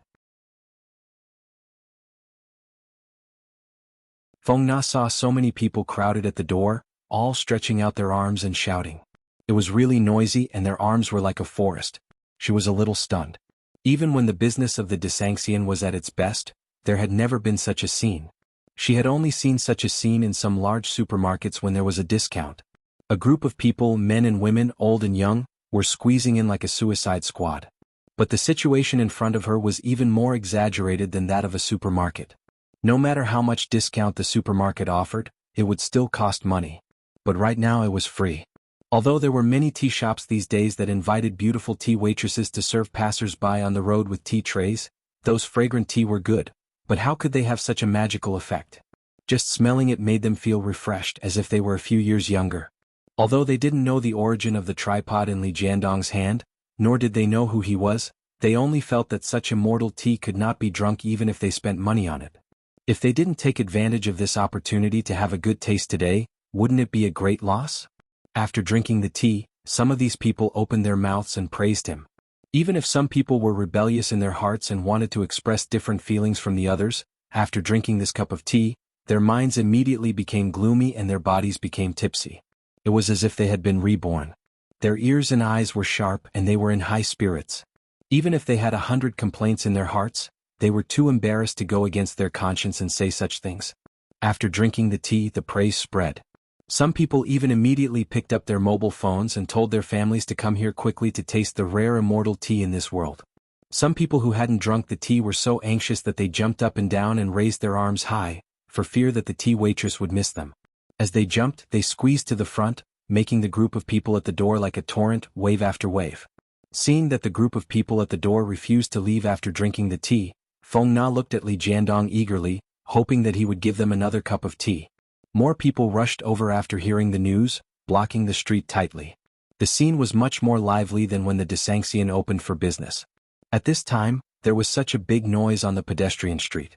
It didn't take long for the police of the security team to arrive.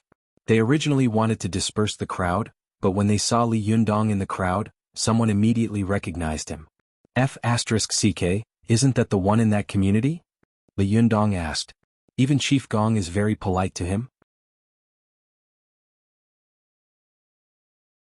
Normally, if someone had made such a scene, the police of the public security brigade might have rushed over, arrested him first, and then sued him for disturbing public order and affecting social order.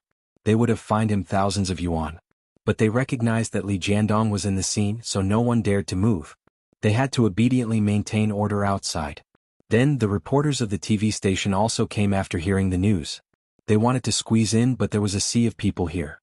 It was difficult to even stick a needle in, let alone a person. If a burly man tried to squeeze in, he would be squeezed into the air with just a lift of his feet, unable to fall to the ground. The reporters of the TV station looked at the scene in front of them and immediately gasped. What's going on? Isn't this too exaggerated? But after smelling the fragrance of the tea, they felt that the situation seemed to be reasonable. They also wanted to squeeze in and have a cup to see what kind of magic this tea that could make everyone crazy was. These reporters couldn't squeeze into the crowd, so they had to set up cameras outside to report the grand occasion here. Imperceptibly, they had made a big free advertisement for Desanxian. Ziyuan, Zhou Qin, and the others saw that Li Jiandong's playful act could cause such a sensation. They couldn't help but look at each other, sigh, and shake their heads with a smile. The girls in the shop were even more admiring. They thought that this was a deliberate move by Li Jiandong. He could please his girlfriend and promote the tea house at the same time. It was really killing two birds with one stone. On the first day of the new year, he could think of such a way in a flash. No wonder he was the boss and they were waiters. Li Jiandong saw that the crowd was getting more and more crowded. It was obvious that there were more monks than porridge and more people than tea. He raised his hands and said, "Everyone, don't push. It's useless. There's only so much tea today. If you want to drink such immortal tea in the future, come to Desanxian. We will welcome you with open hands. Everyone go back." The crowd suddenly sighed and there was a lot of sorrow. Some people cursed unwillingly, while others immediately asked when the Desanxian would open and what the price of the tea was. They secretly made up their minds that they must come early tomorrow to drink this immortal tea. After Li Jiandong finished speaking, he turned around and went back to the tea house, but many people gathered in the tea house and refused to leave. They kept asking if the tea house would open today. Li Jiandong smiled and said, "It's not open today. Please go back and come back early tomorrow morning." Immediately an old man asked, "How early do you want?" Li Jiandong chuckled and said, "Daybreak?" Unexpectedly the old man said, "Then I'll sleep here. I won't leave." The crowd burst into laughter. Someone made fun of him and said, "You're crazy. It's winter but you're sleeping on the floor just to drink a cup of tea. Is it worth it?" However, the old man's eyes widened. He pointed to himself and said, "After drinking this tea just now, my eyes immediately lit up. My chest was tight and I was short of breath. My joints hurt and I even trembled when I walked. But after drinking this cup of tea, my eyes immediately lit up. My chest was no longer tight, I was no longer short of breath, and my joints didn't hurt anymore. As he said this, he stamped his feet hard and said, "Now I feel full of strength as if I'm 10 years younger. I spent a lot of money to treat my illnesses, but I didn't expect that I would be cured after drinking a cup of tea in Desanxian. Do you think it's worth it for me to stay here for the whole night?" Some of the crowd laughed and said, "It's worth it, of course it's worth it." There were also people who had not drunk the tea who shouted, "You must be a shill. Don't say it, how could it be so exaggerated? Who would believe it?" The old man suddenly became furious. Just as he was about to speak, he suddenly heard the voice of a healthy old man not far away. "I believe it." Hearing this, everyone turned their heads and saw an old man with an extraordinary bearing standing outside the crowd. He was said to be an old man because his hair was white. But judging from his appearance, his eyes were sharp and full of spirit, and he looked like a middle-aged man. A knowledgeable reporter was shocked when he saw the old man. "It's him? Why is he here?"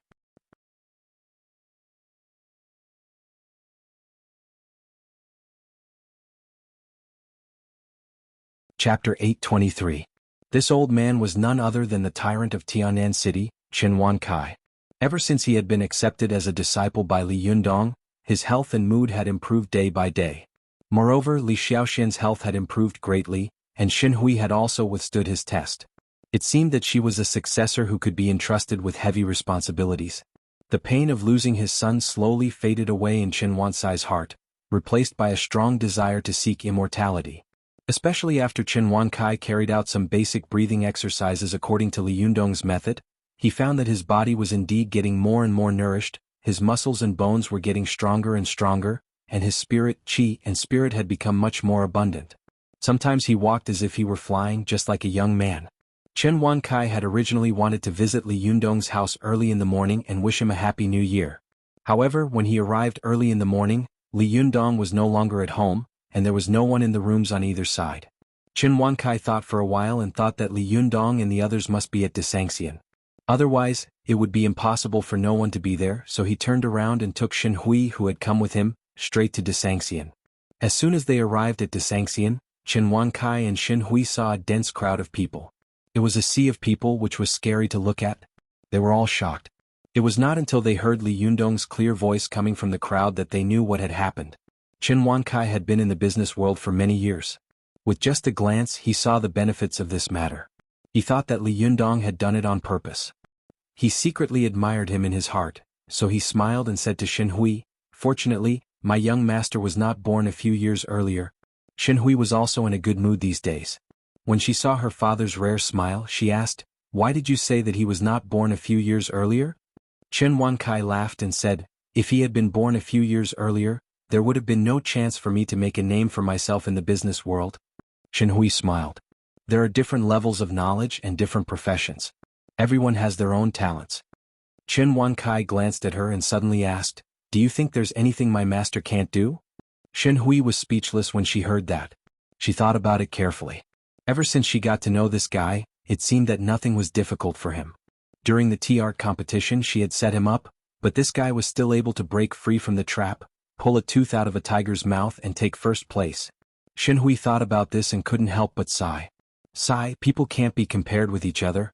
Chen Wankai chuckled, as if he was extremely proud of his own judgment. As the father and daughter were talking, they heard an old man arguing with someone in the crowd. After listening for a while, Chen Wankai could not help but stand up for his master. When Li Yundong heard his voice, he looked over and said with a smile, "Old Xin, you're here?" Chen Wankai cupped his hands to Li Yundong from afar and walked toward him. He was an old and sophisticated man with an extraordinary bearing. At first glance, one could tell that he was not an ordinary person. The others were deterred by his bearing and made way for him and Xin Hui to walk in. After Li Yundong accepted Chen Wankai as his disciple, it was naturally not appropriate for him to call him Mr. Shen. That would be too distant, but it was also not appropriate for him to call him by his name. Although there was no age difference in learning and the one who was more than enough to be his father, and his experience and seniority were there, Li Yundong compromised and called him Old Shen. Li Yundong was polite to Chen Wankai, but Chen Wankai did not dare to be careless. After he stepped forward, he respectfully knelt on the ground and called him master. According to the rules he had to kowtow to his master. When the crowd saw that such a person was kowtowing to a 20-year-old boy, there was an uproar. They all looked at Li Yundong in shock and thought to themselves, this boy looks so young, but he is the master of this old man. Who on earth is he? Li Yundong quickly supported Qin Wankai, who was about to kneel, and said with a smile, Old Shin, don't be like this. It's the New Year's Day and we'll be laughed at by outsiders. You came at the right time today. Hurry up and taste the immortal tea that I made myself. You can't drink it normally. After Qin Wankai got up, he turned to Su Chan and said with a smile, Hello, ma'am. Su Chan immediately pursed her lips and smiled shyly. Her eyes narrowed into a line, and her beautiful eyebrows curved like crescent moons. After Qin Wankai greeted Su Chan, he greeted Lin Miao, who was next to him. He bowed and said with a smile, Shiji, Happy New Year. Although Lin Miao had spent the Spring Festival with her grandmother in the United States before, she had never seen such a lively occasion. She looked on from the side and felt that everything was new. She was a little confused, but when she heard Qin Wankai call her Shiji in public, she immediately blushed and didn't know what to do. Zhou Qin pursed her lips slightly and said in a low voice, Return the greeting. What are you waiting for? Only then did Lin Miao calm down and bow in return. Everyone saw that she was a young foreign girl with blonde hair and blue eyes, but she was the Shiji of an old man with white hair and a ruddy face. Obviously, she was also the female disciple of the young man. They suddenly felt more and more strange, wondering what the origin of this strange combination was. After Lin Miao and Qin Wankai greeted each other, Qin Wankai politely greeted the people in the shop one by one. Then he said to Li Yunyang with a smile, Master, there's no hurry to drink tea. Let me make it clear to this person first. As he said this, he turned to the person who had said that he didn't believe that Li Yunyang's tea had magical effects and said, I guess you don't know me, but it doesn't matter. Last year, when I participated in the Tea Culture Art Challenge tournament in Dongwu City, do you know who won first place? Everyone asked curiously, who was it? It can't be this male boss, right? Qin Wankai smiled slightly, pointed to Ziyuan beside him and said with a smile, No, it's this one. This is a fairy in the world. Her tea art is extraordinary. At that time, 8 immortals crossed the sea at the same time and won first place. But even such a fairy doesn't dare to say that she can make such immortal tea. Fairy Ziyuan, is it true or not? Ziyuan knew that Qin Wankai wanted to build momentum for his master, so he used her as a foil. She smiled cooperatively and said concisely, Yes. Everyone saw that Ziyuan was an outstanding beauty. She stood there as if she was going to fly away with the wind and become an immortal. She was really full of the charm of an immortal, and her every move was full of the demeanor of a goddess. Although it was just a word, it had a kind of incomparably convincing power, and people couldn't help but believe it. The person who had questioned them before was shocked by the temperament of Ziyuan and Qin Wankai. Even if he was dissatisfied, he couldn't say anything at this time, but his eyes were still full of doubts.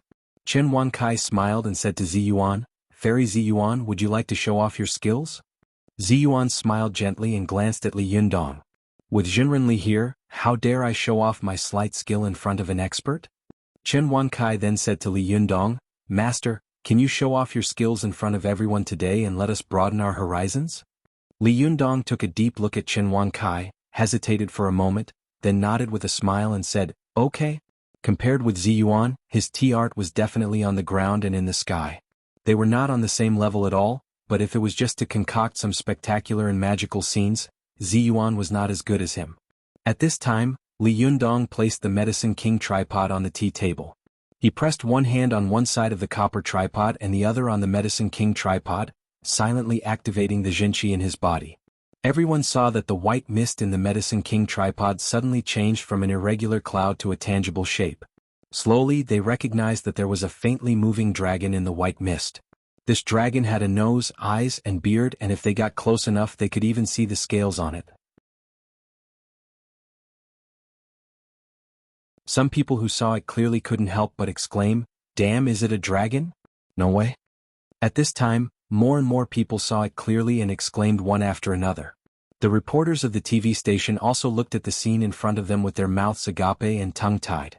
For a moment they forgot to take a picture. After a while they regretted it and turned on the camera. Li Yunyang controlled the divine dragon to fly back and forth in the fog. Sometimes it rolled through the white fog that surrounded the beams, and sometimes it twisted the universe in the Medicine King tripod that was rolling in the white fog. Everyone was stunned, dazzled, and speechless for a long time. The crowd watched as the indistinct dragon swam around for a while before it suddenly drilled into the many teacups on the tea table. With a whoosh, the dragon instantly turned into countless wisps of white mist and dissipated into the tea in the cups. Those who were close by gathered their courage and came forward to take a look. They saw that the tea in the teacups were rippling, as if a divine dragon had just drilled into it. If Li Yundong explained the effects and characteristics of these teas to them, no one would believe him. However, after he pretended to be mysterious, everyone immediately believed him and determined that this tea was immortal tea. This time Desangxian was even more shocked. Those who had not left immediately felt extremely lucky. Fortunately they had not left. Otherwise, how could they have seen such a wonderful scene? At this time, everyone was scrambling to have a taste of this tea, but Xin Wankai turned to Li Yundong and said, "Master, please let me say a few words, can you?" Li Yundong smiled and said, "Old Xin, please." Xin Wankai nodded, turned around and said loudly, "Don't rush, everyone. Answer my question first. If you answer it, everyone will have a share of this tea." When everyone heard this, they calmed down a little and pricked up their ears to listen to him. Xin Wankai raised a cup of tea and said loudly, "Everyone, what kind of tea is this? Whoever can answer it, let him drink a cup." For a moment, everyone was talking at once. Some said that it was Taiping Monkey King, some said that it was Tai Guanin, and some said that it was West Lake Longjing. There were many different opinions, but Xin Wankai kept shaking his head with a smile. Even when someone said that this tea was Huangshan Maofeng, he just smiled and said nothing. For a moment, Li Yundong, Su Chan, Ziyuan, and the others didn't know what he was up to. They all looked at each other. However, Xin Hui understood Xin Wansai's thoughts. She suddenly shouted, "This is the best tea in the world." Her voice was not loud in the crowd, but a clever person next to her heard it and immediately shouted, "This is the best tea in the world." Xin Wankai immediately brought the tea to the person and said with a smile, "By the way, please have some tea." The crowd burst into an uproar and said one after another, "Shameless, this doesn't count." However, Xin Wankai said loudly, "Everyone, isn't this the best tea in the world?" Everyone laughed and said, "Of course it is." Xin Wankai smiled and said, "Then what is the best tea house in the world?" Everyone understood and answered with a smile, "It's the best tea house in the world." Xin Wankai laughed and said, "Good, good. The best tea house in the world, come on, let's drink tea." Only then did everyone burst into laughter and come up to get tea. Li Yundong looked at Xin Wankai with a smile. After he turned around, he shook his head and said, "Old Xin, you're bragging a little too much. The best tea house in the world? If others hear it, I'm afraid they will laugh at us." However, Xin Wankai smiled, bowed slightly and said, "Master, let's make this Desangxian tea house the best in the world. Then no one will laugh at us, right?" Li Yundong's heart skipped a beat, and he fixed his eyes on Xin Wankai. After a while, he reached out to hold Xin Wankai and said slowly, "Well, then let's work together to make Desangxian the best tea house in the world." Xin Wankai was overjoyed. He held Li Yundong's hand tightly with both hands, shook it hard and said in a genteel manner, "I dare not to follow your orders." The young and old looked at each other and smiled without saying anything.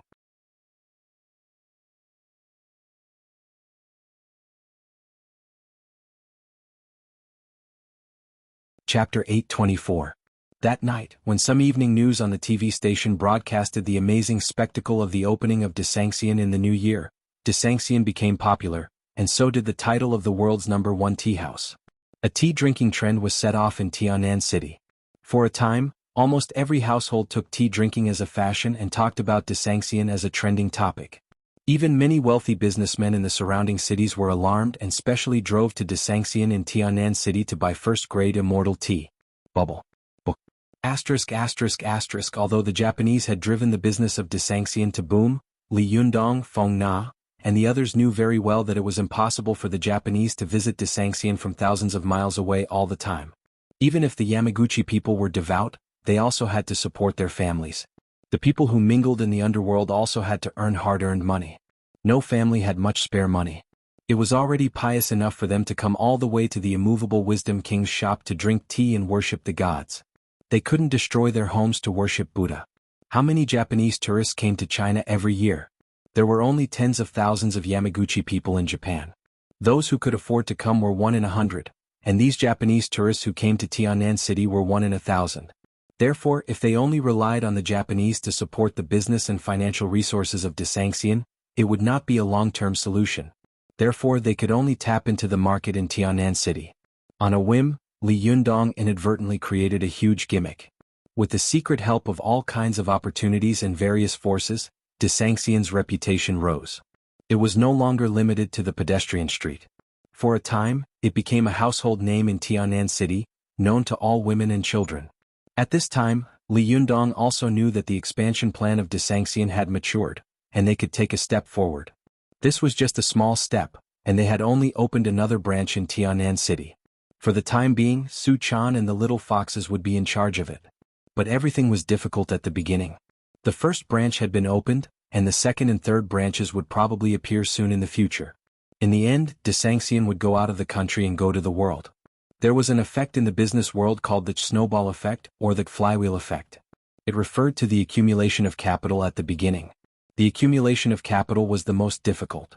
It was like a person spinning a huge roulette.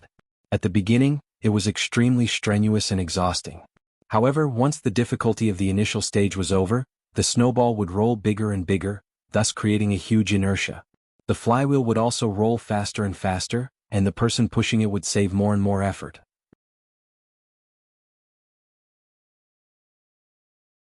In the end, there was no need to push it at all, and it would spin quickly on its own. This was the nature of capital interest. It would constantly look for fresh blood to strengthen itself. Just like what Zhou Qin had said to Ding Nan in the school building, it's not that I'm vicious, but that the power behind me is too great. Power is like a beast. The stronger it is, the more it wants to eat people. The more harm anyone gives it, the greater its rebound. This is not something I can control. Everything in the world is the same. Whether it is business, politics, or cultivation, putting aside the superficial phenomenon and looking at the essence, in fact, the truth is the same. This is the true meaning of all things returning to the root. As long as you master this root, no matter how dazzling or changing everything in the world is, you can never escape the essence of this root. There were a lot of people in China. Whenever a business made a little money, there would be countless people rushing into that business until the business was full. Then, there would be countless people losing everything. Only then would the jealous people calm down a little. Li Yundong's Desanxian became famous and quickly attracted the attention of the business community in Tianan City. Although many of them knew that Li Yundong had a great background in Zhou Qin's amazing power, they did not dare to use some dirty means to deal with this business star, but they still dared to compete with him in some reasonable business competitions. Besides, the theory of capital was right. Once there was a proper profit, capital would be bold. If there was a 10% profit, it would be guaranteed to be used everywhere. If there was a 20% profit, it would be active. If there was a 50% profit, it would be desperate. If there was a 100% profit, it would be able to trample on all human laws. If there was a 300% profit, it would dare to commit any crime even at the risk of being hanged. When Li Yundong opened the first tea shop of Desanxian, he had invested no more than 1 million yuan in the beginning, but in less than a month, his turnover almost broke through an astonishing 8 figures. Even after deducting the labor costs and costs, the profit was as high as an astonishing 800%. Such a sudden appearance of a high-profit industry instantly made many businessmen dizzy. Soon, many tea houses imitating Desanxian began to appear one by one. Some people were even like Zhao Yuzhen, setting up a tea house in front of the branch of Desanxian and fighting in the arena. All kinds of tea art activities were held in the city all day long. Some exaggerated ones even had clones of names. For a time, Tian San Xian, Di San Xian, and so on swarmed up. It was really chaotic, which made Li Yundong, Su Chan, and the others not know whether to laugh or cry. However, no matter how many people followed the trend and how outrageous the tricks were, none of them was Li Yundong. After all, they didn't have the Medicine King tripod, so it was impossible for them to make immortal tea that could make people fascinated and intoxicated. Sometimes people were very stupid, but sometimes they were terrifyingly shrewd. At first, these tea houses attracted many customers with low prices and a lot of gimmicks, but after drinking a few times they soon found out, what the hell is this? Are you kidding me? This tea is far worse than immortal tea. Although Li Yundong no longer showed his face and used the Medicine King tripod to perform tea art, he also came up with a wonderful idea. He first placed the tea leaves in the Medicine King tripod, absorbed some of the medicinal power and spiritual qi accumulated by the Medicine King tripod for thousands of years, and then sold them at a very high price. In this way, the tea house grading system that Zhou Qin had started could finally be implemented. The Desanxian began to officially introduce several modified cards, namely Human Immortal, Earth Immortal, and Fairy Immortal, which corresponded to the name of the shop. They were also divided into 3 levels. Although the consumption mode was no different from other consumption modes, after the design of Ziyuan and Ruan Hongling, the workmanship of these cards was exquisite. Even the lowest level Human Immortal card was extremely exquisite. The pattern on it was a beautiful fairy dressed in antique silk and satin, concentrating on performing tea art. At the 4 corners of the card were flying auspicious clouds. The colors were bright and 3-dimensional. When held in the hand, it was really like a small work of art, which made people unable to put it down.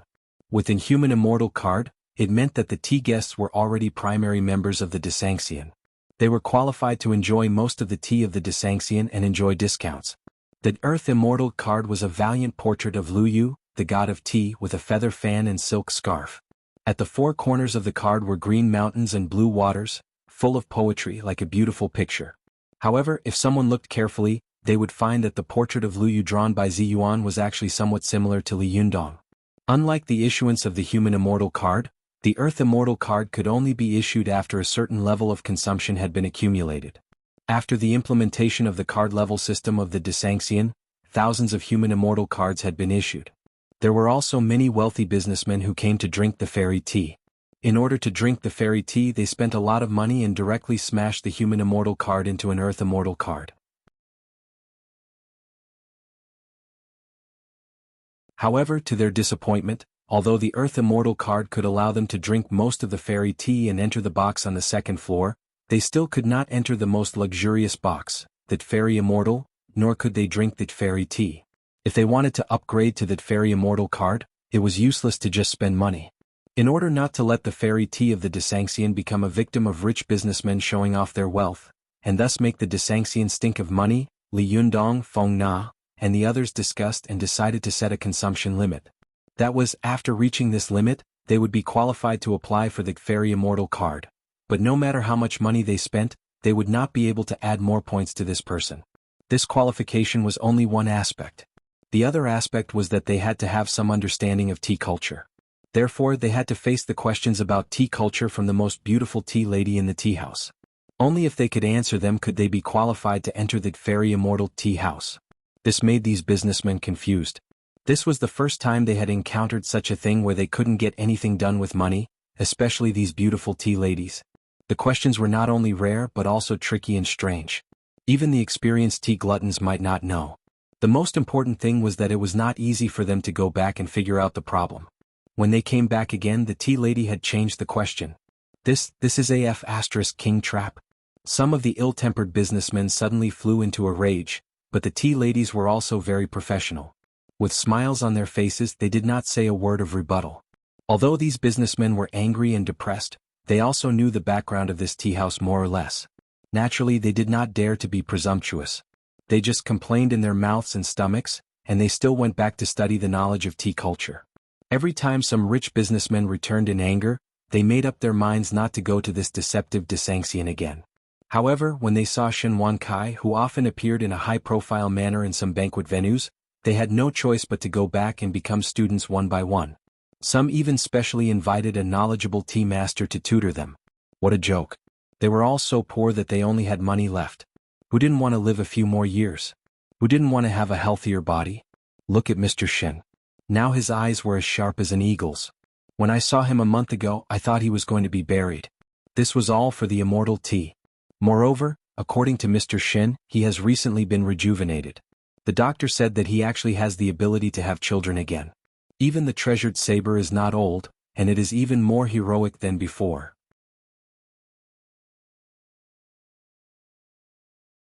What the hell? How old is this old man Shen? How can he still carry a spear and ride a horse like this? The rich businessmen were all dumbfounded. They didn't believe it from the bottom of their hearts, but looking at Shen Wansai's extremely energetic appearance, they had no choice but to believe it. Speaking of which, cultivators all cultivated the internal organs, so the pills refined were all aimed at the internal organs, or for conditioning, nourishing, or consolidating. Sometimes, men's combat effectiveness was not strong, mostly because their bodies were deficient, and their essence, qi, blood, and qi were seriously insufficient. In the end, it led to a major deficiency of the liver and kidney, and the weakening of yang qi. Although the immortal tea was only soaked in the medicine king tripod for a while, the spiritual qi absorbed was enough to improve the weakness of the 5 internal organs and the lack of essence, qi, and blood. Therefore, drinking the immortal tea did have such a magical effect. Especially when a rich businessman was lucky and suddenly got the answer of the tea lady, he got what he wanted and successfully upgraded to a celestial immortal card. After tasting the immortal tea smoothly, he suddenly seemed to have been reborn. That night, he went back to find his young wife and had sex with her 3 times. The next day he was triumphant and bragged to everyone he met. Although these rich businessmen ridiculed and didn't believe it on the surface, they believed it in private. One by one they scratched their ears and cheeks and crazily studied the tea culture. When the rich businessman who was the first to taste the immortal tea, was about to drink it again a few days later, he was told, "Sorry dear customer, the celestial immortal card can only be consumed once. After consuming it once, it will automatically be downgraded to an earthly immortal card. You have to answer my question again and pass before you can drink it again." At this moment the rich businessman really burst into tears. He even had the thought of burning down the tea house. This is really too deceitful. But even though he was deceitful and angry, after crying no matter how resentful he was, he still went back and continued to study the tea culture honestly. Especially for someone like him who had tasted the sweetness of the tea, he couldn't stop. For a time, a strange tea culture trend was set off in the upper class of Tianan City and the surrounding cities. These rich people talked about tea when they saw people, as if they would be out of the game if they didn't talk. Under such circumstances, the Desanxian developed rapidly. After Li Yunyang and the others spent the spring festival, they soon ushered in the 2 solar terms of the spring equinox and the rain. Time passed day by day, and the date came to the most important period of the year for cultivators, the waking of insects. You're tuning in to the Han Li's Wuxia Chronicles YouTube channel. We're so grateful for your support, and don't forget to subscribe to join us on this incredible journey through captivating stories. Your generosity through donations truly makes a world of difference, as it's the primary source of revenue that allows me to expand and enhance this channel for you. Thank you from the bottom of my heart for being a part of this adventure.